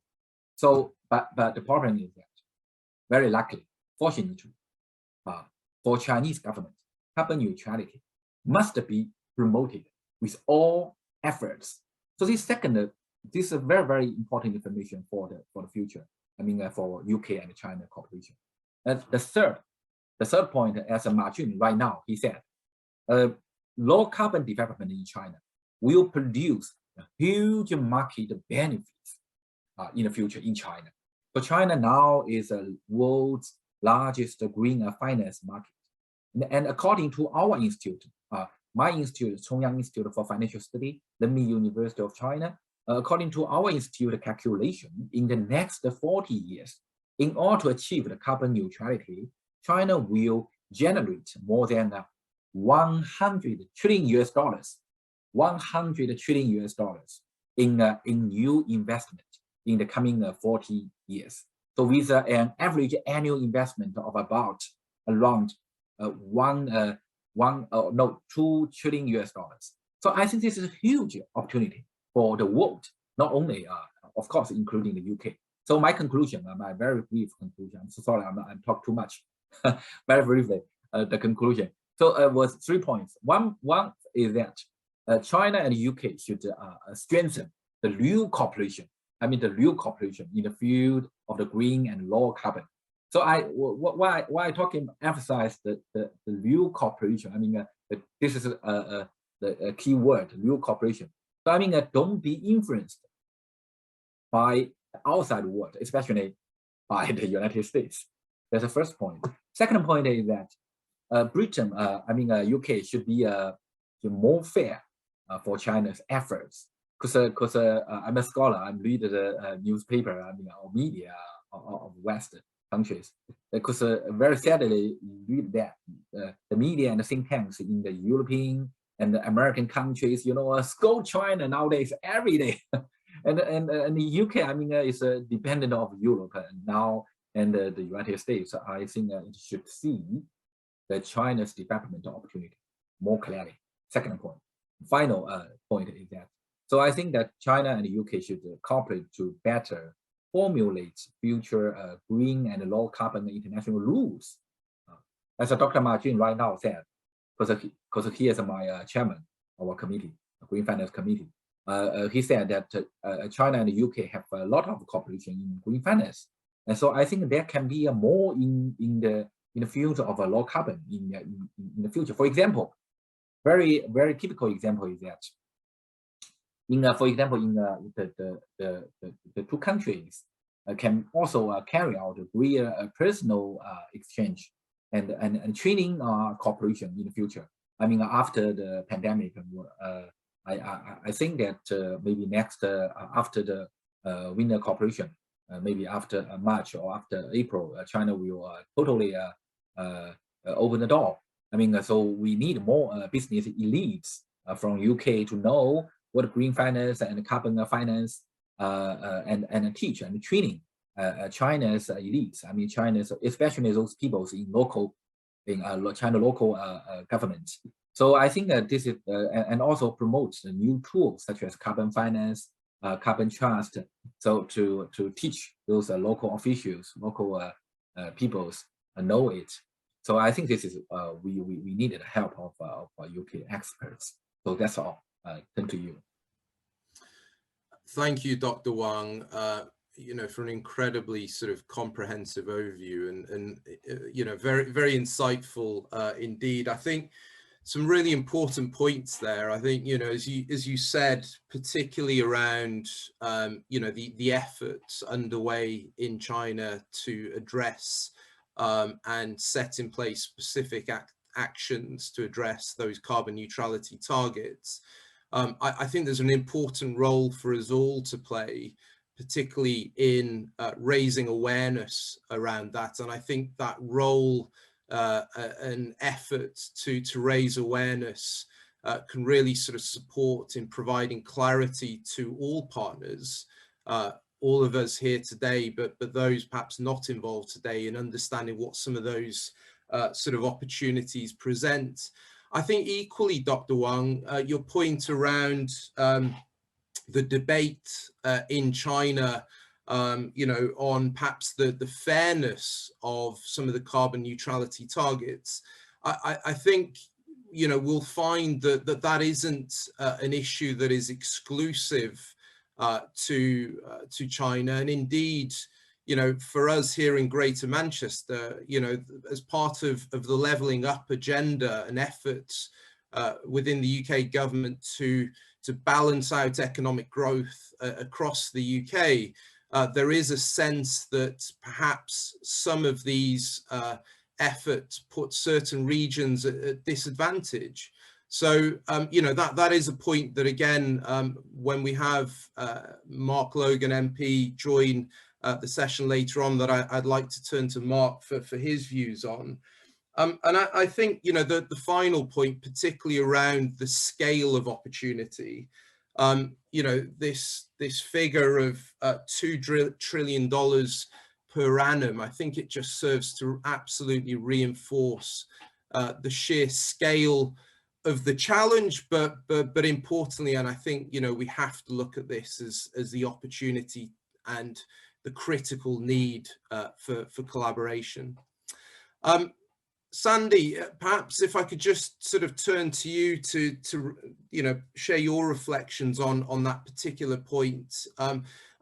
You know, I'm sort of keen to get your sense in terms of you know, the role that you see, and perhaps if you could share some more around the work that you're doing around the role of financial institutions in accelerating the adoption of green solutions. Yeah, certainly, and it was very interesting comments from Dr. Wang. I think, and just reflecting on what's been said, I would probably pick up two or three points. I think one is and we heard a lot about this at COP26, is the role of large investors. Now, whether that's in the investment management area or whether it's through life and pensions businesses. These are long-term investors who, given their approach to long-term investment, can have a significant impact on the transition that companies and sectors will need to go through. The most obvious one here in Scotland is oil and gas, which has been a significant part of the Scottish economy. You know, we need to be thoughtful around how we support that sector going through that transition. And I'm sure in China there are many sectors, you know, one being the coal industry, for example, that you cannot just simply withdraw your investment from those businesses tomorrow. And actually what is required is proper discussion with those industries around what the transition plan looks like and how that connects with the broader pathways that the industry and the economy will, whether certain people or organisations will agree. The fact is that we're going to need fossil fuel, oil, gas, coal, etc., for a period of time that will help the transition as we move to that you know, zero carbon economy that we're all looking for. So the investment management community, life and pensions, those big investors who, of course, in the pension space and asset management are also investing on behalf of consumers, then that is a particular area that I think, again, no one has the answer on. And I think there is an opportunity to collaborate much better on that than we've done before, particularly with an economy like China. Dr. Wang also talked about rightly about this point about the journey and the impact on economic growth. And as you quite rightly point out, there are many other countries in the world who you know, are raising exactly the same point, which is, many countries elsewhere in the world, particularly in the West, have benefited economically and from a wealth perspective by having the economies that we've had for many years, and that the impact on those growing economies could be quite significant. And the consumer and the public in those countries, unless this is handled properly, will likewise, feel in some ways negatively impacted as a result of that. So financial services, I think, in that area needs to think creatively about how we help particularly small businesses, consumers, with that transition, and the type of funding and innovative products that we currently don't have. What do they look like in order to allow consumers and small businesses in particular, and that's a big focus for us, in making that transition to net zero. Because if it's not done properly, then the consumers will feel concerned, aggrieved, that they are either having to bear a cost or they're being pushed in a particular direction. So one of the things that we're looking at, but again, an area of real interest and opportunity for collaboration, is about how does financial services with government create the type of policies and products that allow businesses and consumers to make that transition. Because also, as Dr. Wang says, that once we get through this transition, or as we're going through the transition, people and businesses will start to see there are real benefits by going through this, undoubtedly. So I think I keep coming back to my point, which is whatever the transition looks like for industries, for consumers, for governments, that all requires to be funded. And the number, you're right, 100 trillion over 40 years or so is huge, and that is only in the context of China. So if you think about that broader investment across the globe, is going to be substantial. But we do need to take businesses and the public along with us, and financial services needs to play a big part, whether it's through banking, through to life pensions, asset management, in how they fund that transition, over what term, the type of products they use, but in a way that allows people to go through that transition and feeling positive about it. The worst thing we could do is disengaging the public as a result of this in various parts of the world. Thanks, Sandy. And on that point, I'm delighted to say that we've been joined by Mark Logan MP.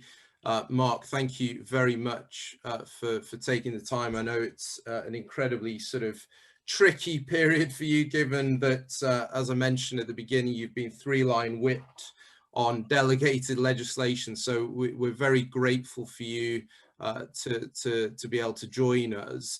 I just wanted to pick up on the point that Sandy finished on there, and in particular, a point that Dr. Wang made earlier, around, sort of the importance of the sense of sort of inclusivity around this whole agenda. We've heard, some really sort of encouraging points around the sort of the scale of the opportunity. Dr. Wang mentioned that, this sort of, I forget what it was, 100 plus trillion US dollars that's going to need to be invested in this transformation over the coming years, 2 trillion US dollars per annum. But there is a real sense, both on the ground in China and the UK, amongst certain groups, that opportunity doesn't really relate to them. Mark, perhaps if you could sort of take some time to sort of share with us what you feel you're hearing from your constituents on the ground, and how can we really bring this opportunity around UK-China climate change collaboration to life to those people, in Bolton and beyond. Thank you, Rhys, and also a huge thank you to Chairman Fang from the CCC UK. Sandy Begbie, it was great to listen to you there just the last 5-10 minutes. Also Wang Jiaoshou, 张红女士就是应该说大家下午跟晚上好。I will not speak too much Mandarin with you, or else we'll end up having all the cameras being turned off and the volume turned down along with it, I believe, Reese. But you raised two fantastic points, and funny enough, I was just jotting these down as the last participants were speaking on Dr. Wang's points that he was kindly making around the idea of populism. I think this is incredibly important because, and as Reese knows, 2 weeks ago when I attended COP26, and I did a little bit of media comms follow-up within the UK and within the region in Greater Manchester, where my constituency is based.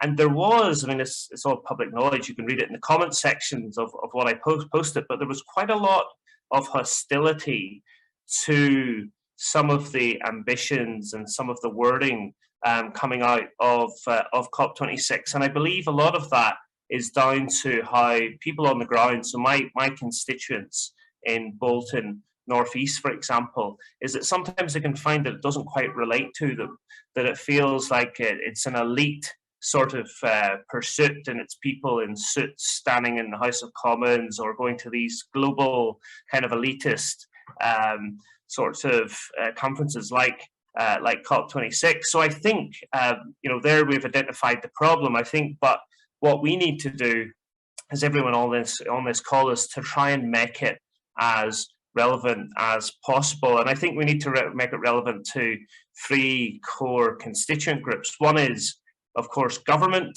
and I do think that government here in Westminster in the UK is taking this increasingly serious. I think that Alok Sharma, who's the president of the COP26 for the remaining few months and into next year of his term, has also been taking this very seriously and has been lauded, as has China, and somewhere where a lot of friends that are on the call today will know that I spent a large part of my adult career both working and studying. So I think the governments, I think they are getting this, but I will come back to a point later on about climate change diplomacy. I mean, secondly, around another important constituent group is, of course, our publics, and we have to find a way in which to make sure that climate change feels relevant to people, and that, you know, some of the comments I got, for example, is, oh, it's great, you have all these ideas around electric vehicles, but are you going to help me purchase a new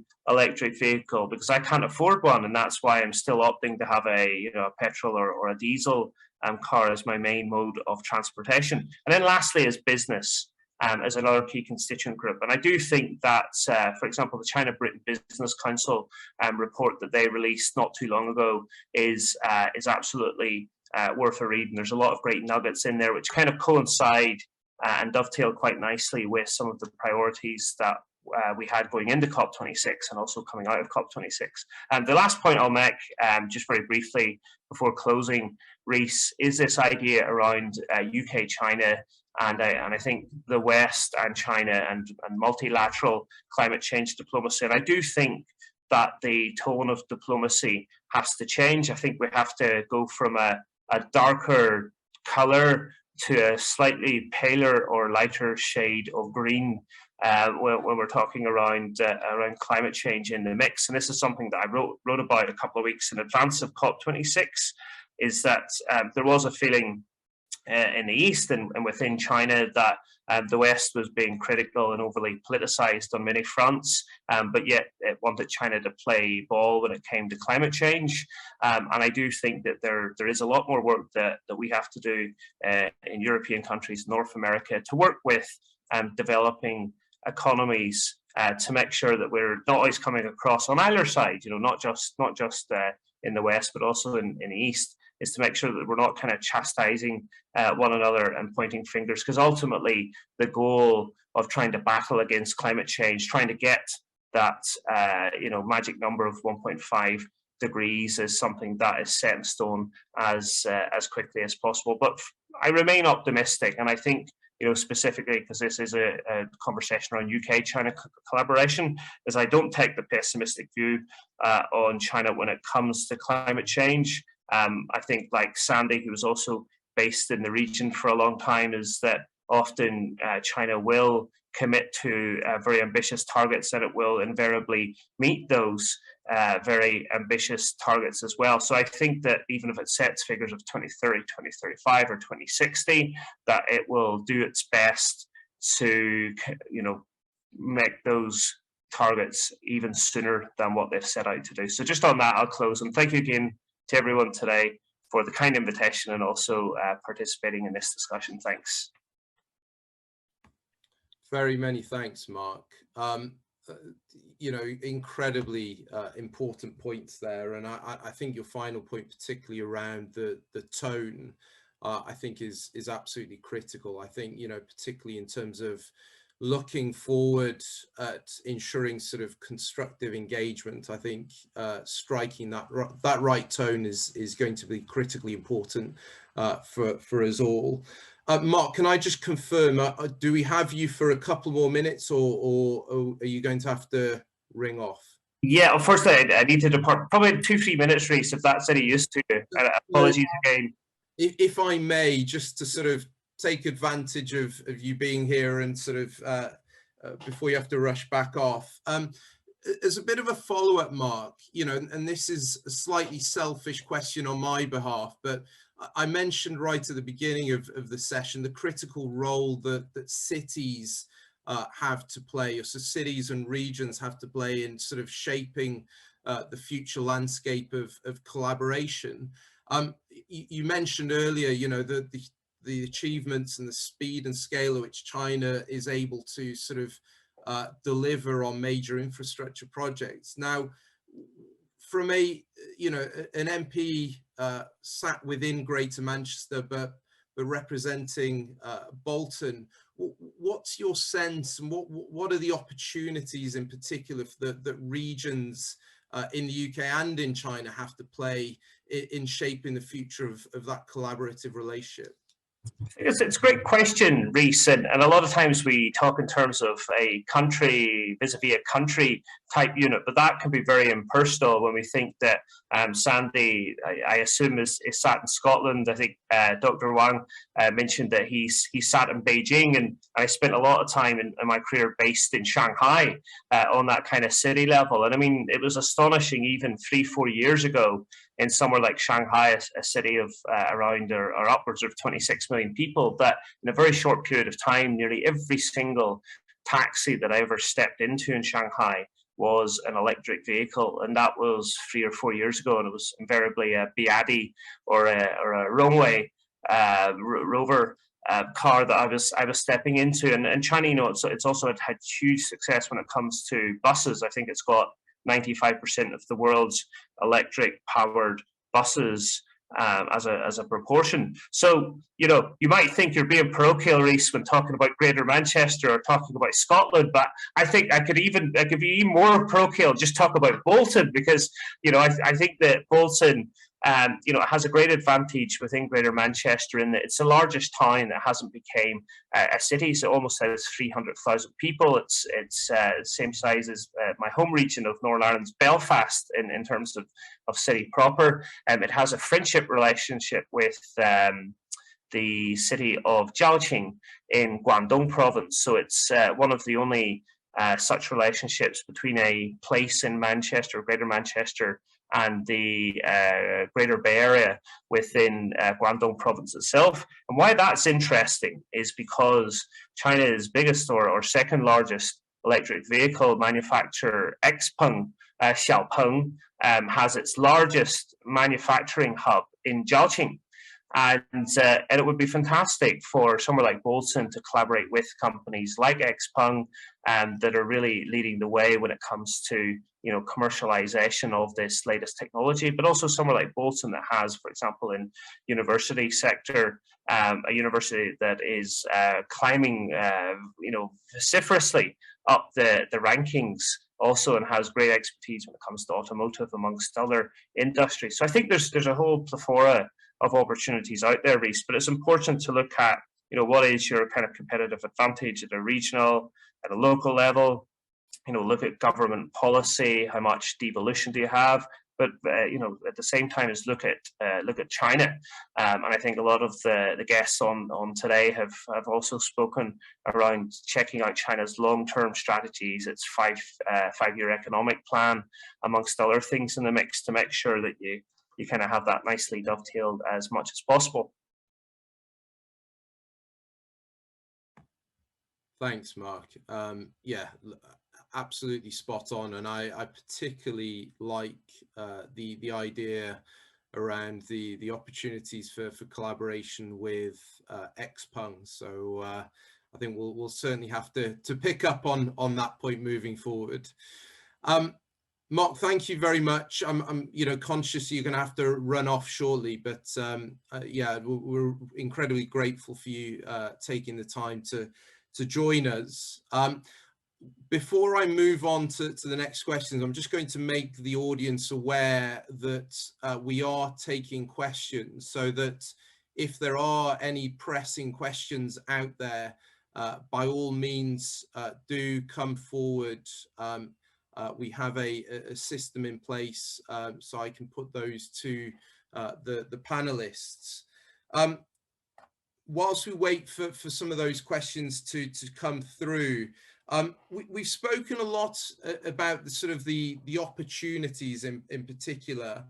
I'd like to sort of just quickly turn to Zhang Hong, and just perhaps, Zhang Hong, given your sort of role in working for a UK company on the ground in China, and obviously the work that you do with partners from China who are also sort of coming to operate in the UK and Europe, what do you see as being some of the biggest challenges that sort of Chinese and UK companies face in cooperating on and tackling climate change, and how do you think some of those challenges can be overcome? Thank you, Rhys. This is a very good question. I think the recent COP26 has already helped us to set up a very good decarbonization framework by which the businesses can operate in.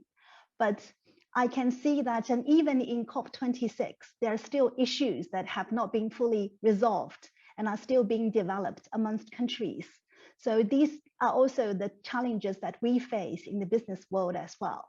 So to give you an example, one of the achievements of COP26 was the completion of the Article 6, which ensures that we're going to have a robust carbon accounting system, and that we are going to have the framework to set up an international carbon trading market, which we will be able to have the carbon credit being traded amongst the different markets across the country. And that obviously will take a long time to develop. So for businesses like us, for instance, if we were to develop a CCS, carbon capture and storage project in different countries, because the carbon prices are very different, it's very difficult for us to align the business cases if we were to do a CCS project in the UK versus a CCS project in China, for instance. Because at the moment, we have country-based carbon trading systems and the carbon prices are very different. If I look at the carbon credit markets, trading market today, the European market, 1 ton of carbon is 10 times the price of the carbon price in China. So you can imagine that when it comes to looking for the capital investment for a carbon project in China versus a carbon project in the UK, there will be very different business cases. So this is an example of some of the challenges we face, and we are waiting for the government to help to come up with regulations, and also while we are also developing a market to combat that issue. Another challenge that we also face in the business world is on the technical side, that it is still very difficult for some of the industries to be decarbonized. So if you look at some of the sectors, Sandy already mentioned a few of these sectors earlier, like, for instance, aviation and heavy industries sectors. It is very difficult for these sectors to electrify to start with, let alone we talk about if we introduce, for instance, low carbon fuels like bioenergy, which will have the issue of when we are using the biomass for energy to compete with food, while the world is still suffering from the world hunger. So some of the issues like this, we are working very closely with all the different institutions, with the world, global and regional governments to come up with new technologies to solve some of these technical problems. But I think it will take a long time for us to get over that. And the other challenge that we are also facing here is to quickly build up capabilities, because as Dr. Wang mentioned earlier, all of a sudden the world is calling for decarbonization. So all of a sudden we are going to bring big transformation to the world. However, we have prepared world for a lot of oil engineers, but we haven't prepared world for a lot of decarbonization experts yet. So the urgency to quickly build up these capabilities, both in terms of awareness, in terms of change management, in terms of technology, there's a lot for us to work together on. Back to you, Riz. Thank you very much, Zhang Hong. Yeah, no, fascinating insights, and perhaps on that point, if I could turn to Wang Yuanzhang, I think just particularly around sort of Zhang Hong's final point, I think that the challenge in terms of preparedness for the industries of the future and upskilling, I think if we look at sort of UK-China engagement, historically educational collaboration has been a sort of a major cornerstone of the strong relationship that exists between our two nations. Dr. Wang, perhaps you could sort of tell us a little bit around some of the work that's going on from a policy perspective to prepare China for these future industry sectors. There's a big focus on vocational training, etc. And what opportunities do you see that presenting for collaboration? Yes, I think this is a very, very, very good question. I mean, I agree with right now Mark and also Ms. Zhang Hong said. We have to face the world new emotion, I mean, populism. So I just very worried about as a scholar. I think nowadays very sad thing is that the cooperation between the multilateralism or bilateralism, especially between China and the West country, it's affected by the political relations, and nowadays, as we all know that United States and China's relationship exists a very huge tension, and but of course since this month the tension become a little bit warmer, a little bit soft.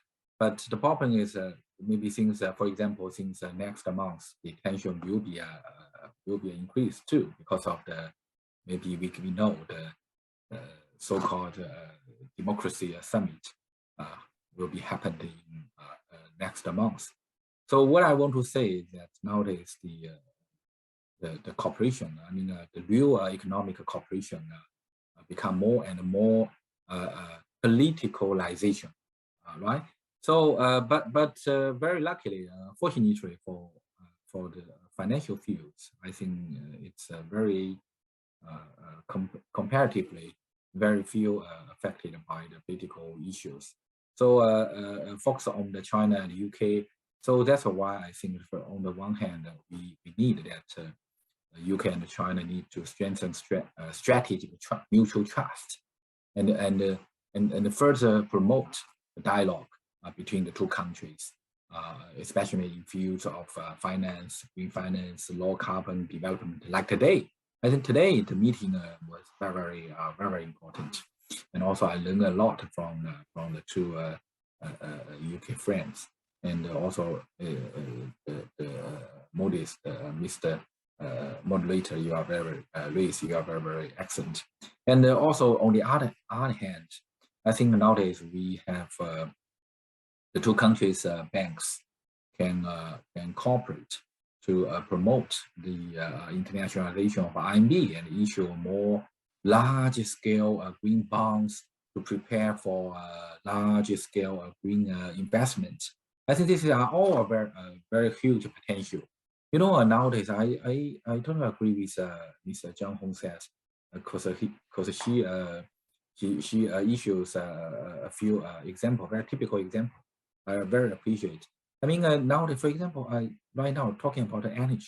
Let me give you a very briefly give you a typical example about the new energy car. I mean, the new energy car in this year, the increase 100%, double. I mean, nowadays in the world, nearly 50%. I mean, half of the new energy, clean energy car produced in China. I think this is a huge market in China. So nowadays, because last year after the President Xi announcement, nowadays all China, we really did the clean energy industry and also the low carbon industry. That will be produce a huge opportunity for the world. So I think I suggest my UK friends, please share to grasp the new future opportunity in China. Thank you, Dr. Wang. Fantastic final words, and I'm really sorry, but yes. We have come to the end of what has been an absolutely fascinating discussion. I'm sure we could have carried on for much longer, but I would like to take this opportunity to first of all thank CCC UK, Chairman Fang and Wu Lin for their fantastic organization. You know, it's clear for us all to see that the opportunities are tremendous. We've spoken about some of the challenges and the need to address, you know, some of the rising populism and issues around the inclusivity of this agenda. We've also spoken about the huge opportunities that this presents, the $100 trillion investment that's going to be required in reaching these ambitions. And we've heard some fantastic examples of real collaboration that are already happening. I think I'd like to finish on the really important point that Mark Logan MP made around the critical importance of tone and ensuring that we get that right approach to engagement. This issue is so important to us all.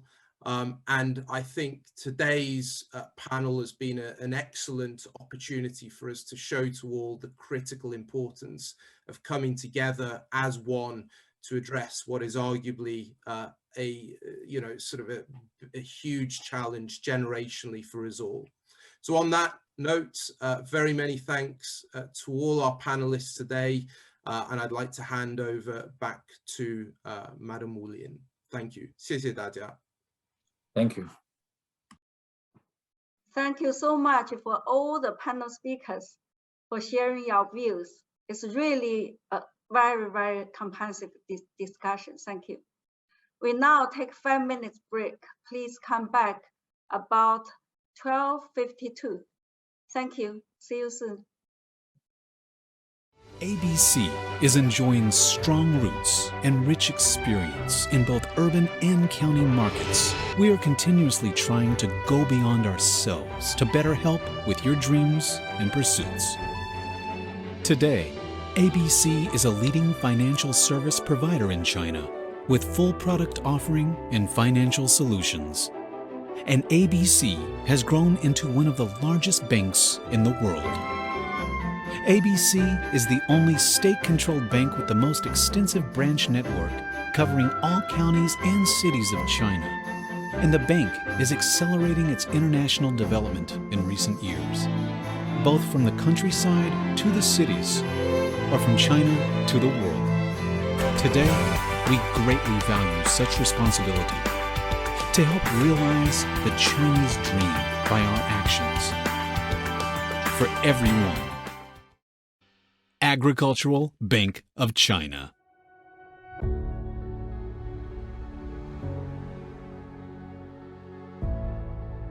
1908年，交通银行成立。交通银行是中国早期发钞银行之一，也是中国第一家全国性国有股份制商业银行，在全球1000家大银行中排名领先，连续跻身世界500强。14、15时期，交通银行积极发挥长三角一体化龙头引领作用，着力打造普惠金融、贸易金融、科技金融、财富金融4大特色业务，实力决定未来。交通银行在金融科技领域提出 Power 发展愿景，将持续加快集团协同联动、转型突围、创新突破，建设生态丰富、风控智能、运营高效、体验俱佳的数字化新交行，为美好生活助力。交通银行，您的财富管理银行。 China Taiping Insurance Group Company Limited was established in Shanghai in 1929. It is the longest continuously operating national insurance brand in Chinese history. China Taiping Insurance UK Company Limited, referred to as Taiping UK, is an overseas subsidiary of China Taiping and the only Chinese state-owned insurance company in Europe. For a long time, Taiping UK has been down to earth to provide insurance services for overseas Chinese and overseas Chinese funded enterprises in the UK. It also provides risk protection for important projects in the UK and participates in the underwriting of several major landmark buildings in the UK. Security is a priority, and China Taiping is always here, especially for overseas Chinese in the UK.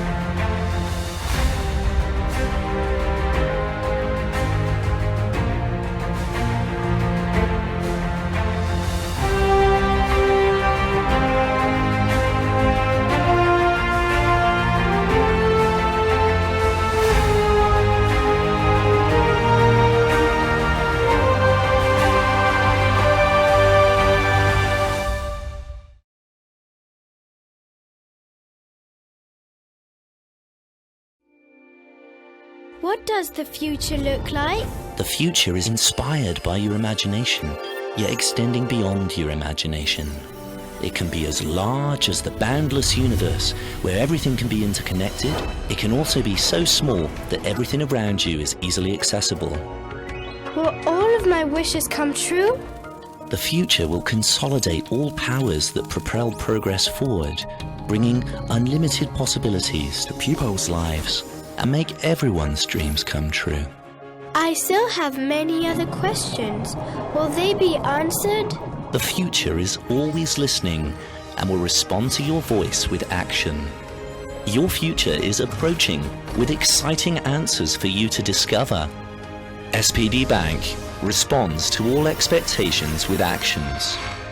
You are the answer to the future.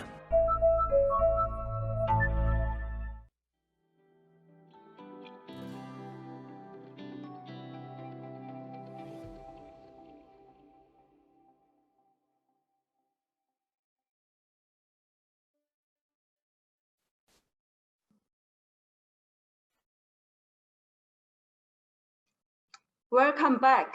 It's time for our second panel. How can we shape energy transition strategies and harness support from financial sector? This panel will be moderated by Dr. Michal Maiden. She is the Director of Gas Research Program and the Director of China Energy Program at Oxford Institute for Energy Study. We also have other 4 speakers for join us. Over to you, Dr. Maiden. Thank you very much, Lynn. Welcome to this second panel. I am delighted to be here as someone who has spent the better part of, well, the past 20 years trying to understand China's energy and climate policies. I know it has kept me busy and fascinated and constantly learning new things. So I'm very much honored to be moderating this fantastic panel today, and I'm looking forward to learning a lot more from our distinguished speakers. As Lynn mentioned, the topic of our session is how can we shape energy transition strategies and harness support from the financial question. To discuss this, as I said, we have an outstanding lineup, and the first thing I would like to do is ask each of our speakers in turn to introduce themselves and give 1 or 2 thoughts on how, from their point of view, we can harness the financial sector in support of the energy transition. First, I would like to turn to Sir Sherard Cowper-Coles, please. Thank you, Michal, and thank you to all our friends at the Chinese Chamber. I work for the HSBC Group as head of public policy, and I'll never forget the morning in 2015 when our then group chief executive, Stuart Gulliver, called me into his office in the building in which I'm speaking to you from and said to me, what's this COP thing in Paris, Sherard? We need to be doing something about it. And I said to him then, and I say to you today, this is one of the most profound changes in the pace and pattern and direction of human economic development. And it needs to be funded, and the banks need to provide the funding. And if they're going to provide the funding, then they need to make money out of that process. Since that morning in 2015, HSBC has come an enormous way. Our new Group Chief Executive, Noel Quinn, is utterly committed to this work. He leads the Financial Services Task Force of the Sustainable Markets Initiative of the Prince of Wales. And we've announced that we're making up to $1 trillion of financing available for the transition between now and 2030, over the next 8 or 9 years. We're active across the policy space on everything from energy transitions themselves through to taking part in climate advisory panels to leading the Glasgow Financial Alliance for Net Zero. So a lot of activity, a lot of commitment. But the key point I would make is that the money that this bank, any other bank has, is not our own. It's our depositors' money, it's our shareholders' money. And if we're to fund this transition, as we must, because it can't be done by the public sector alone, then we have to design, develop, deliver, engineer the financial products that will enable us to fund this transition and at the same time earn a decent return for our shareholders. So that is the key to this. And we're very proud to be part of this great story. Thank you, Sherard. That's quite illuminating, the 1 trillion in financing available, and to think that the 100 billion that was, pledged by developed countries for developing was hard to materialize. Let me turn now, please, to Dr. Pratima Rangarajan. I think you need to unmute. So thank you for inviting me to join this esteemed panel. Thank you, Michelle. I'm the Chief Executive Officer of the OGCI Climate Investments. We are a unique fund whose goal is to deliver carbon reduction about $1 billion in capital. And we use that to deliver not just the potential, future carbon reduction, but every year we measure and operationalize. We're probably one of 3 funds in the world that does that. So our job is to make sure entrepreneurs, innovators are capitalized so they can grow businesses that are low carbon and replace existing products or provide new products that don't have the emissions footprint that today's products have. In terms of the financial industry, lots has changed this year. We have over $40 billion of new funds that have been announced this year. Remember, we started in 2017. We were one of 2 billion-dollar funds in decarbonization. Today, there's $40 billion. And just like Sharad said, we need to have level playing fields. We need to create demand. We need the financial sector to give consistent feedback to operating companies. We need policies to send us in the right direction, because otherwise these innovators will not get uptake. We will not have it scaled and deployed around the world. And this is a challenge in all societies around the world. COP26 was a good start, but we need to see a lot more action and delivery rather than the concept at the conceptual level, because we are running out of time. Thank you. A very interesting perspective on how to think about returns on investment, of course, carbon reductions, and also the role that policies will need to play. We'll discuss that more a bit later. Could I now invite Mr. Zhu Wenjin to make his remarks? Thank you, Ms. Michael. I'm Wenjin, CEO of PetroEneos Trading and also Managing Director of PetroChina International, London. And very glad to join this discussion to share my views about energy transition. So just a little bit introduction of my company. The PetroEneos Trading is a joint venture energy trading company between PetroChina and the ENEOS Group. And we have around 230 employees here in London and trade a comprehensive of energy products. And also we have a sister company, PetroEneos Refining, which has 2 strategically located refineries at Grandmont, Scotland, and Laval, France, which supply fuel to local society as well as the international market. I think the energy transition is a very broad topic. So the government and the energy industry must work closely together to forge the green net zero future. The government maybe should make commitment and make a long-term detailed planning, and the private sectors, especially like energy industries, have to make the transition and more willing to take these kind of challenges and change the mindset. For the energy sector, I think green transition is not only a headwind, but also an opportunity. And the energy transition will not be achieved without international cooperation. No country can do it by itself. So this kind of international cooperation should play an active role in mobilizing the socio-economic benefits of clean energy. No investment would be possible without capital commitment. The financial institution are a very important part of the picture. Just recently, our company PetroEneos signed a green loan with Standard Chartered Bank. That bank provided us $100 million green loan to support our biofuel business. I think it is a very good example between the financial institution and energy industry to make the clean transition. Thank you. Thank you, Wenjin. It's great to have the perspective from, of course, an oil company where I think oil and gas is sort of stuck between a rock and a hard place in this transition, with a lot of financing now being pledged really to help oil and gas make the transition, but not finance sort of new investments and new resources. And we can talk about the implications and the potential risks of that a little bit later in our conversation. Now, last but certainly not least, could I turn to Ms. Yang Fan, who is joining us very late in Beijing. So thank you, and please. Thank you, Dr. Maiden, and hello, everyone. This is Yang Fan from CITIC Research Department.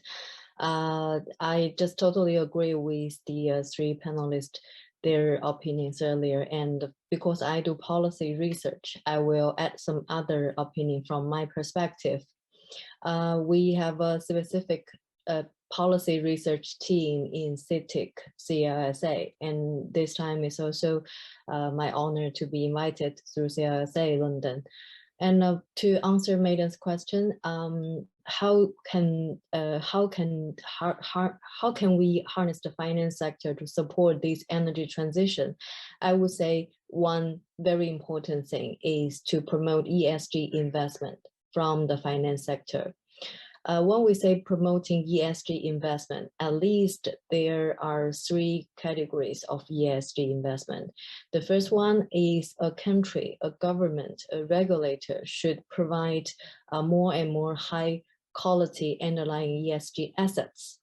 So we need to make sure that from the underlying assets, we are picking up the more ESG corporates, the more ESG bonds and stocks. And the second perspective is to formulate a mandatory ESG information disclosure. Because ESG is quite different from China and the Western country, UK, US. From the Western experience, ESG started from bottom-up scheme. And now in China, because we just made the ambitions that China will become a carbon neutral country by 2060, then ESG investment has to be something put forward from top down. This is another different scheme. And the third thing about ESG investment is also that the government, the country, the regulator need to encourage ESG investment products. Maybe there will be a possibility that the regulator may offering green pass approvals. And also conceptually, we have to mention that pension fund and ESG investments always fits well. It's conceptually, it's naturally. So we also believe that pension fund will become a very important ESG investment institutional investors. So in a word, to promote ESG investment, definitely it's another new way to look at this. How do the financial sector support these energy transition? Fascinating. Thank you, Fan. I mean, it's clear from all your comments that funding is available, of course. Now it needs to be harnessed. But one thing that struck me as well from Fan's comments, transparency, metrics, standards, and to make those common globally. Easy, should be easy to do, but of course in the current world, well, might not be as easy, but perhaps forums like this will help us take a step forward and get a little bit closer to where we need to be, at least in terms of, again, international cooperation on metrics, on evaluating, on setting standards and helping move one step forward. I want to go back to, well, something that obviously Sherrod alluded to originally, COP26. It concluded recently in Glasgow. I think the outcomes were well, at least they seemed quite mixed. Of course, oil and gas companies were not invited, but we did get, I think, clear and tougher commitments from many countries. We saw the Glasgow Financial Alliance for Net Zero, again, which brought together banks and pension funds, and I think is really an important starting position for this. Strong pledges on methane emissions, on deforestation, but at the same time, watered down statements regarding coal, fossil fuels, and perhaps most importantly, we are still short of the 1.5-degree targets, even if we take pledges at face value and don't account for, potential implementation problems.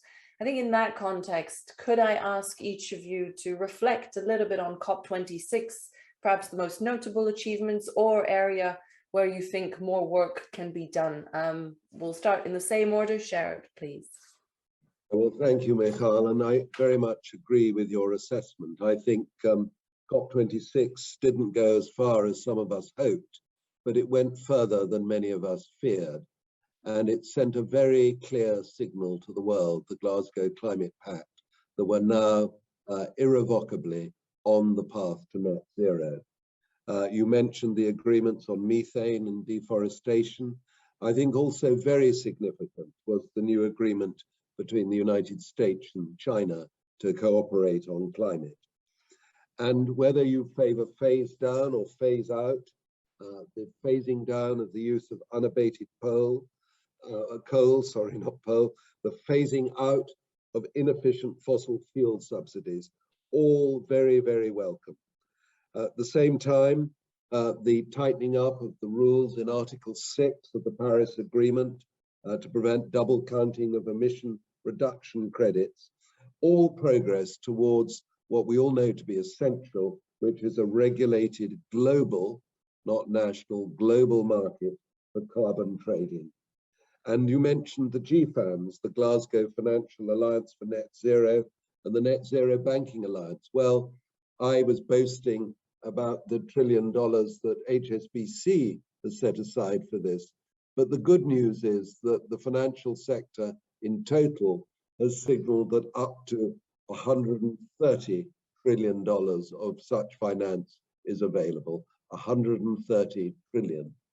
What we need now, and this is perhaps for later in our conversation, is the investable products for us to deploy our shareholders' money in ways that earns the return our pensioners, our savers, our investors are entitled to expect. We can't just pour money into these projects without the certainty and the rules and the framework that is needed. So work to be done, progress has been made, but as the generals used to say to me when I was ambassador in Afghanistan, progress is being made, but challenges remain. Thank you, Sherrod. Pratima?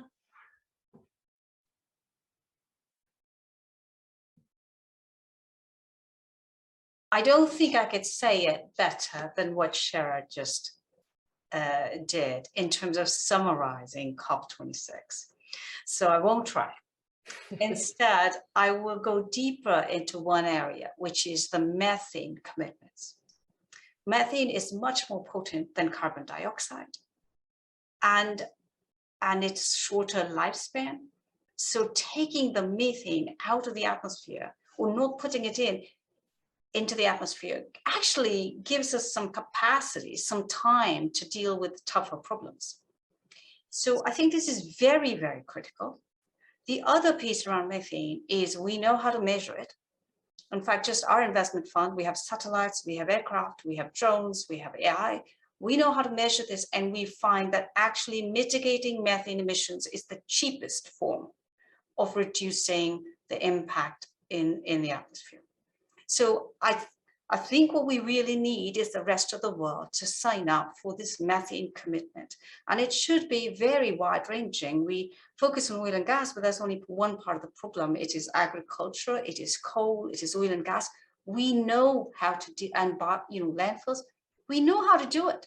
So if we want to see action, this is the first place. And I think all countries need to get on this one because it does give us some capacity to do other things. I will say that our experience is that geopolitical issues still continue to get in the way. We have a satellite technology, and every time we take it out and we say, look, guys, we can already measure around the world, there's transparency. We hear, yes, but I have my own satellite program. So really don't want to use something that's already there because then I had to cut funding to my satellite program. So coming in from the industrial, from the innovators that I support and we fund, let's work together. It comes back to this question of collaboration. We need to collaborate and we need to really open up our minds to allow other innovators to come join us because speed is essential. Thank you, Pratima. That's a fascinating insight on the satellites in general as well. Wenjin, over to you, please. Thank you. Yeah, I agree with Sharon and Pratima's comments. I think the negotiated outcome overall was at the top end of what was feasible. So including completing the Paris Agreement rulebook, and also several countries, including India, made the substantial moves.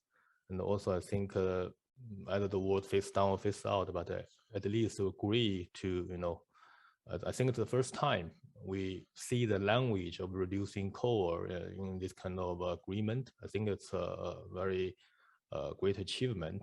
And most important, I think China and the US, the two largest economy and also the two largest CO2 emitter, pledged to act, which I believe is critical for the world to achieve climate targets in future.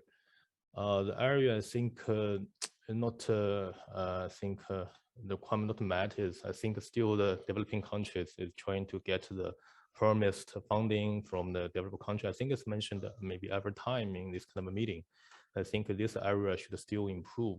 Well, I think we do need a cooperation between the countries to support the developing countries. In the previous session, I think Dr. Ma Jun mentioned in his speech as well. I totally agree. Some developing countries need international support to help them to achieve carbon neutral.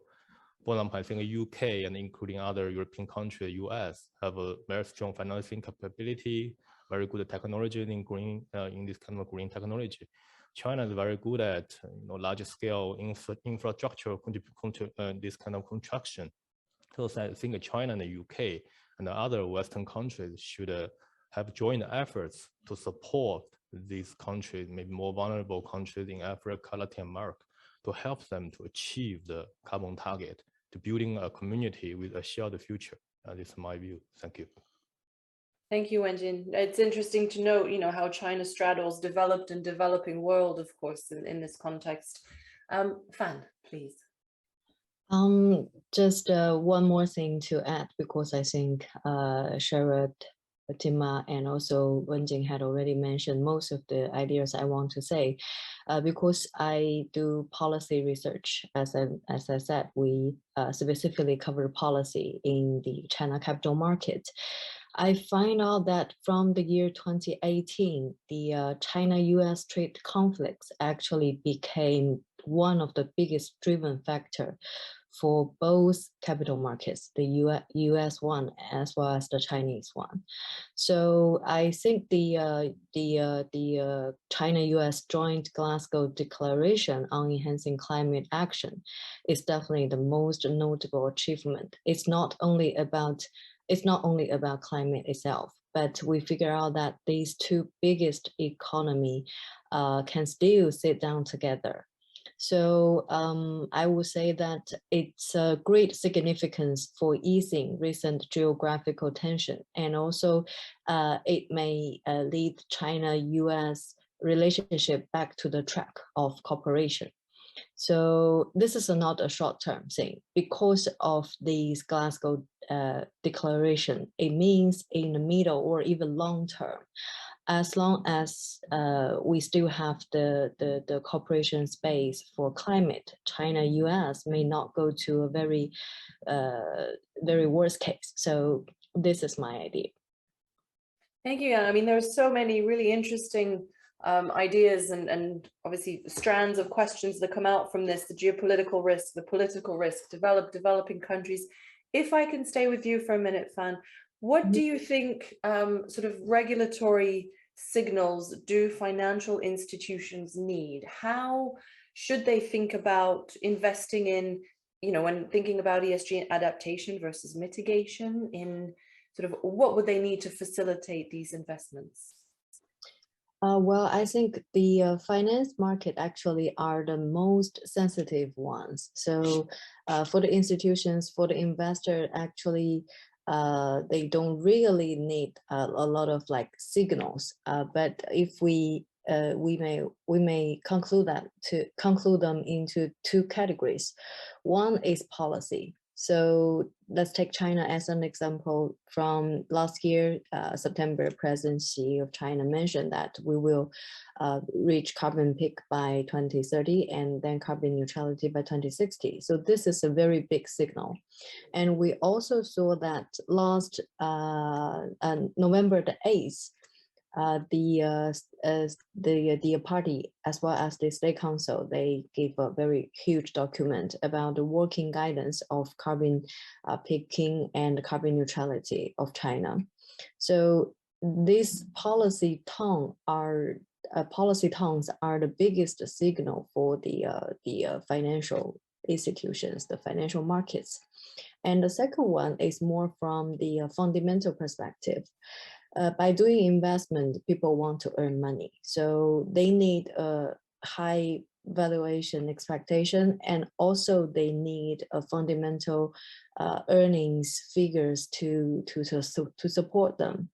Now we find out that the cost of solar and wind power is gradually lower than that of coal power in China because of the previous subsidies for new energy enterprises by the Chinese government. So one, with the signal or the tone of policy, and second, with the help of the fundamental improvement, I think the finance market would eventually follow the sign and then do that investment in accord.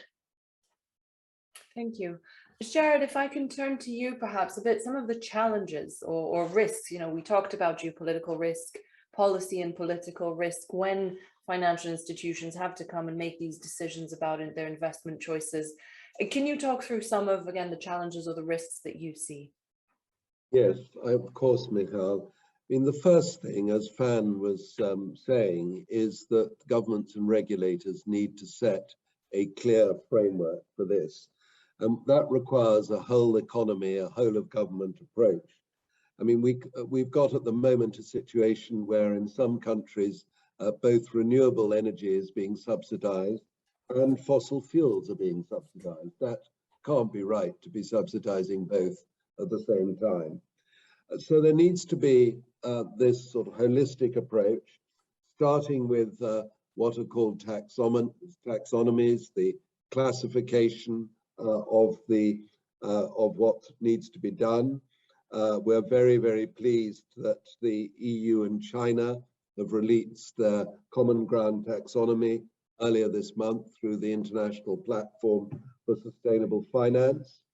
We need a thoughtful approach to prudential regulation, and we need to understand the link between climate risk and credit risk. They're not the same thing at all.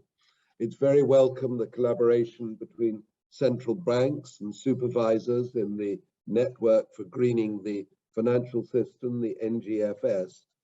And then a point that our Chinese friends understand better than anybody, we need policy to address not just threats to climate, Michal, but also threats to nature. And China is, of course, the chair of COP15 on biodiversity in Kunming. So a lot of work to be done to shape the environment in which we need to create the demand, which I think is there, for investable products, and then a supply of investable products. And we can talk about that later, the need for the kinds of sustainable investment vehicles that we can put our money into for the long term. Thank you. Thank you. If I could turn to Wenjin now on sort of picking up on a point that Jared was making, that obviously there are subsidies for fossil fuels and renewable energies, and that's perhaps not sustainable. But what are the risks associated with reducing investments in fossil fuels, perhaps mainly in gas, which in many developing countries is still widely seen as a transition fuel? Obviously, some of the energy crises, both in Europe and in China this winter, highlighted the potential danger of not having enough fossil fuels abated or unabated, obviously better abated, but also not being adequately prepared for the energy transition with all the infrastructure and materials that we need for it. So Wenjin, what do you see, or do you see a risk associated with that reduction of investment in fossil fuels? Thank you, Megan. Actually, a lot of people talk about the energy crisis this winter. So really, from our refining point of view, what I can see, the energy price to our refineries increased dramatically, and you can see the gas price even today is around 250, which is like 5 times of the period last winter. It's also, I think all the consumer, all the householder, their cost of energy are going to increase. But anyway, I think it's not an easy question to answer. So lots of people would like to phase out the fossil fuel as soon as possible to speed up the process to turn green. I understand this, but I think that depends on how far ahead we look into the future. I trust, personally, I believe like we can see the fossil fuel destiny in the long run. It will gradually decline and eventually be replaced by this kind of clean fuel or other technology. This is, after all, I think the core of net zero vision or carbon neutral future, a commitment that already have been made by many governments around the world. However, I think the more important question is how we are going to get to that future. The passage and the pace of the energy transition, I think, will have to be grounded in a technological and economic reality that we are facing today.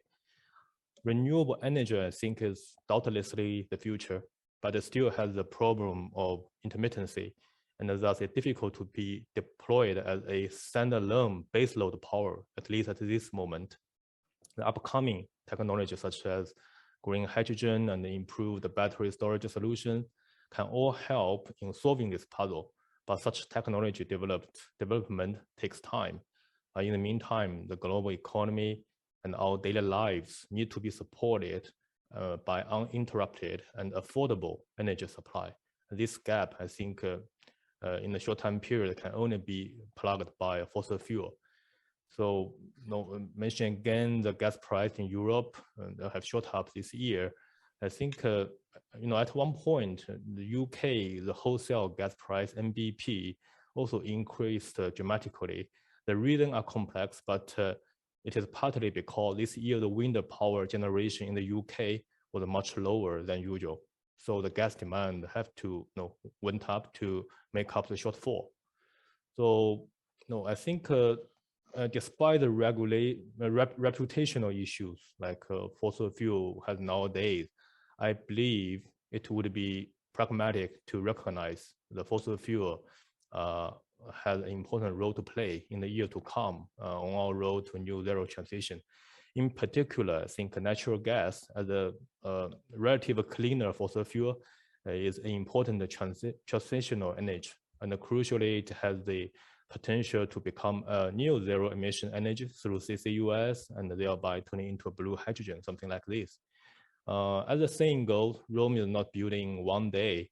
The rise of green energy also takes time. Net zero is our commonly desired future, but we should take caution against a rush reduction in fossil fuels, as this could cause damage socially and economically. Thank you. Thank you. I understand now why the first panel ran over so much. I mean, we have only scratched the surface of everything that I'd like to discuss with you, and we're already close to our time. I'd like to follow up with Pratima on CCUS that Wenjin just mentioned, and obviously, how are you viewing, or sort of what kind of investments in technology and in CCUS have you seen or invested in? What is the scope of sort of shared experiences between the UK and China? And I'd like to also tag on another question for you, Pratima, please. And that's, we talk a lot about greening supplies, but in many developing countries, arguably there is an opportunity to develop differently, right? We are trying to replicate in the West our kind of lifestyle and perhaps green it, but in many developing countries, there is a huge amount of innovation that can happen on the demand side, on the sort of trajectory of growth. And so how do we think about that? And have you seen anything interesting and exciting in that space? Absolutely. Let me start with the second, and then I'll go to CCUS. I think Wenjin made a great case for the need for fossil fuels for a lot longer. But I'm going to make a case that looking at it just as a supply-demand equation at the macro level sometimes misses some subtleties that would allow us actually to manage our way through in a better way. More than 2/3 and sometimes 3/4 of the primary energy that we create is never used for a useful product or service. There are these curves that the Lawrence Livermore laboratories and others produce that show actual use of this energy. 3/4 is wasted. So it's wasted resources. Our efficiencies in our systems are quite low. So it's wasted resources, it's wasted cost, and then you have the emissions from that to deal with. So I think the one piece that if you are developing economies should very seriously consider is driving policies that drive greater efficiency in energy utilization. And I'll give you an example. I was on a panel with Prime Minister Modi and his ministers. And I said, a 5% increase, our estimation, and this is from public data, increase in the efficiency of their power sector would give him the $60 billion worth of investment he is considering in gas networks. right? That's a huge number, but it also cuts emissions significantly because they use brown coal. So I think if you are an emerging or a emergent economy, we should consider this holistically, not only in how much more demand do I need to grow, but what does that demand look like? And can we put cutting edge new technologies? And we talked a little bit earlier about the West providing support to the global South. And we should provide that support, not just financially, but also in terms of this cutting edge technology that can lower emissions. And that's what we do for a living. So we are very passionate about it, of course. Now, turn quickly to your question on CCUS. We invest both in the technologies to reduce the cost and efficiency of capture, but we also invest in projects that can demonstrate that profitable business models exist today. In fact, our most successful carbon capture and storage project has been in the UK. It was our first investment. We bought a project team, and this year the UK government has down selected it as one of 2 CCUS hubs that are going to be operational in the 2030s. Our project is called Net Zero Teesside, and it will be help to decarbonize the industrial sector in the northeast of England, in Teesside. So we're very, very proud. We started this way before anyone else would have thought it would be successful. We developed the project.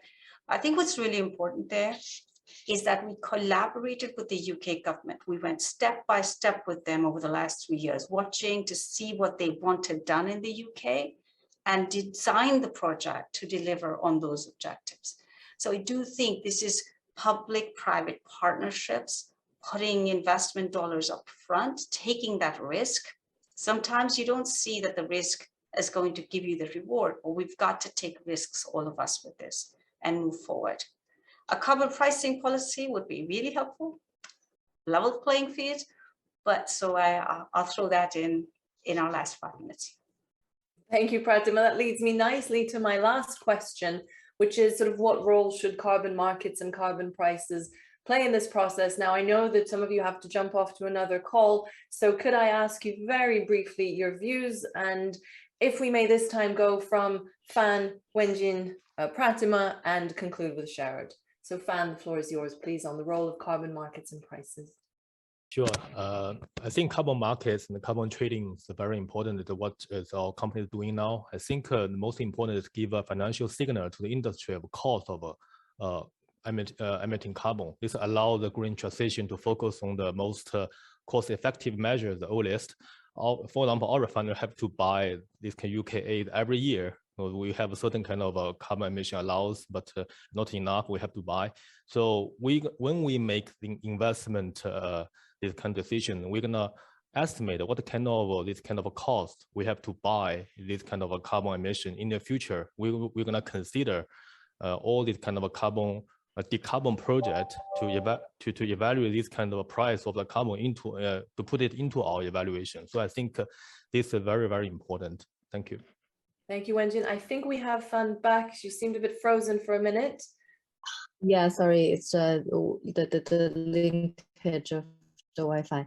I think for carbon ETS, we call that emission trading system, is very important way, because it's the most market-oriented method to let everyone know that carbon emission is not free. You have to pay for it. And China just started the China's national ETS this July. And actually we followed the same scheme, very similar as the European Union ETS. So I think this will play as a market-oriented way to form the economy transition. And we also figure out that the price of this to market may be different because the EU price actually is 12 times that of China. So China stays relatively 30. eventually gradually you to the global market. Thank you, Fan. We lost you a little bit, but I think the message came across loud and clear. Pratima. I'll keep it short. What we don't measure and what we don't price is not going to get fixed. So let's measure and let's price. Fantastic. And Sharon. Well, I couldn't agree more with what Pratima's just said. Three things. Prices must be set at a level which influence behavior. Secondly, we need a voluntary carbon market alongside the compliance market, particularly for hard to abate sectors like cement or steel or chemicals. And thirdly, and most obviously and important, we need this to be as global as possible. The wider the market, the more efficient the way the prices are set and the signals communicated to the market. So we need an international approach to carbon pricing, carbon trading. And you know, that was one of the encouraging things of COP, really to end where we began with Article 6 of the Glasgow Agreement, which charts the way forward on carbon markets. And if I may put in a plug for HSBC, we're very proud that Clara Furs, who's chair of our UK subsidiary, is leading the working party on voluntary carbon markets here in Yingguo in the United Kingdom. Thank you, Sharon. I was quite pleased we had avoided many plugs, but I will, it was inevitable. But I think, you know, just to wrap up briefly, I can't even begin to thank our panelists for these phenomenal insights and really what was extremely comprehensive and fruitful discussion. I think if I can re-emphasize the international approach, despite the challenges, the geopolitical concerns, the policy concerns, hopefully that the beginnings of the international approach that we've seen at COP26 and what is potentially technologically and feasibly relatively easy, monitoring, verifying, working towards standards will help us get sort of part of the way towards where we need to be with the collaboration of financial institutions, but the industry talking. And maybe that is one of the most important things, that we continue to have these dialogues and these conversations, hopefully soon face-to-face rather than on Zoom again. But with that, let me thank you once again very much for your phenomenal interventions, and let me hand it back to Lynn. Thank you. Thank you very much for all the panel speakers for sharing your profound views and valuable points. Well, ladies and gentlemen, we have come to the end of the event. We would like to thank all speakers for your time and the contribution, and a huge thanks to all the supporting organizations, City of London, CBBC, the 48 Group Club, CBI, GBCC, BCC, and IOD. And of course, we need a special thanks to our 13 sponsors on the screen you can see. Finally, many thanks to all the audience to join from us from China, the UK, and other countries around the world. See you next year, and goodbye.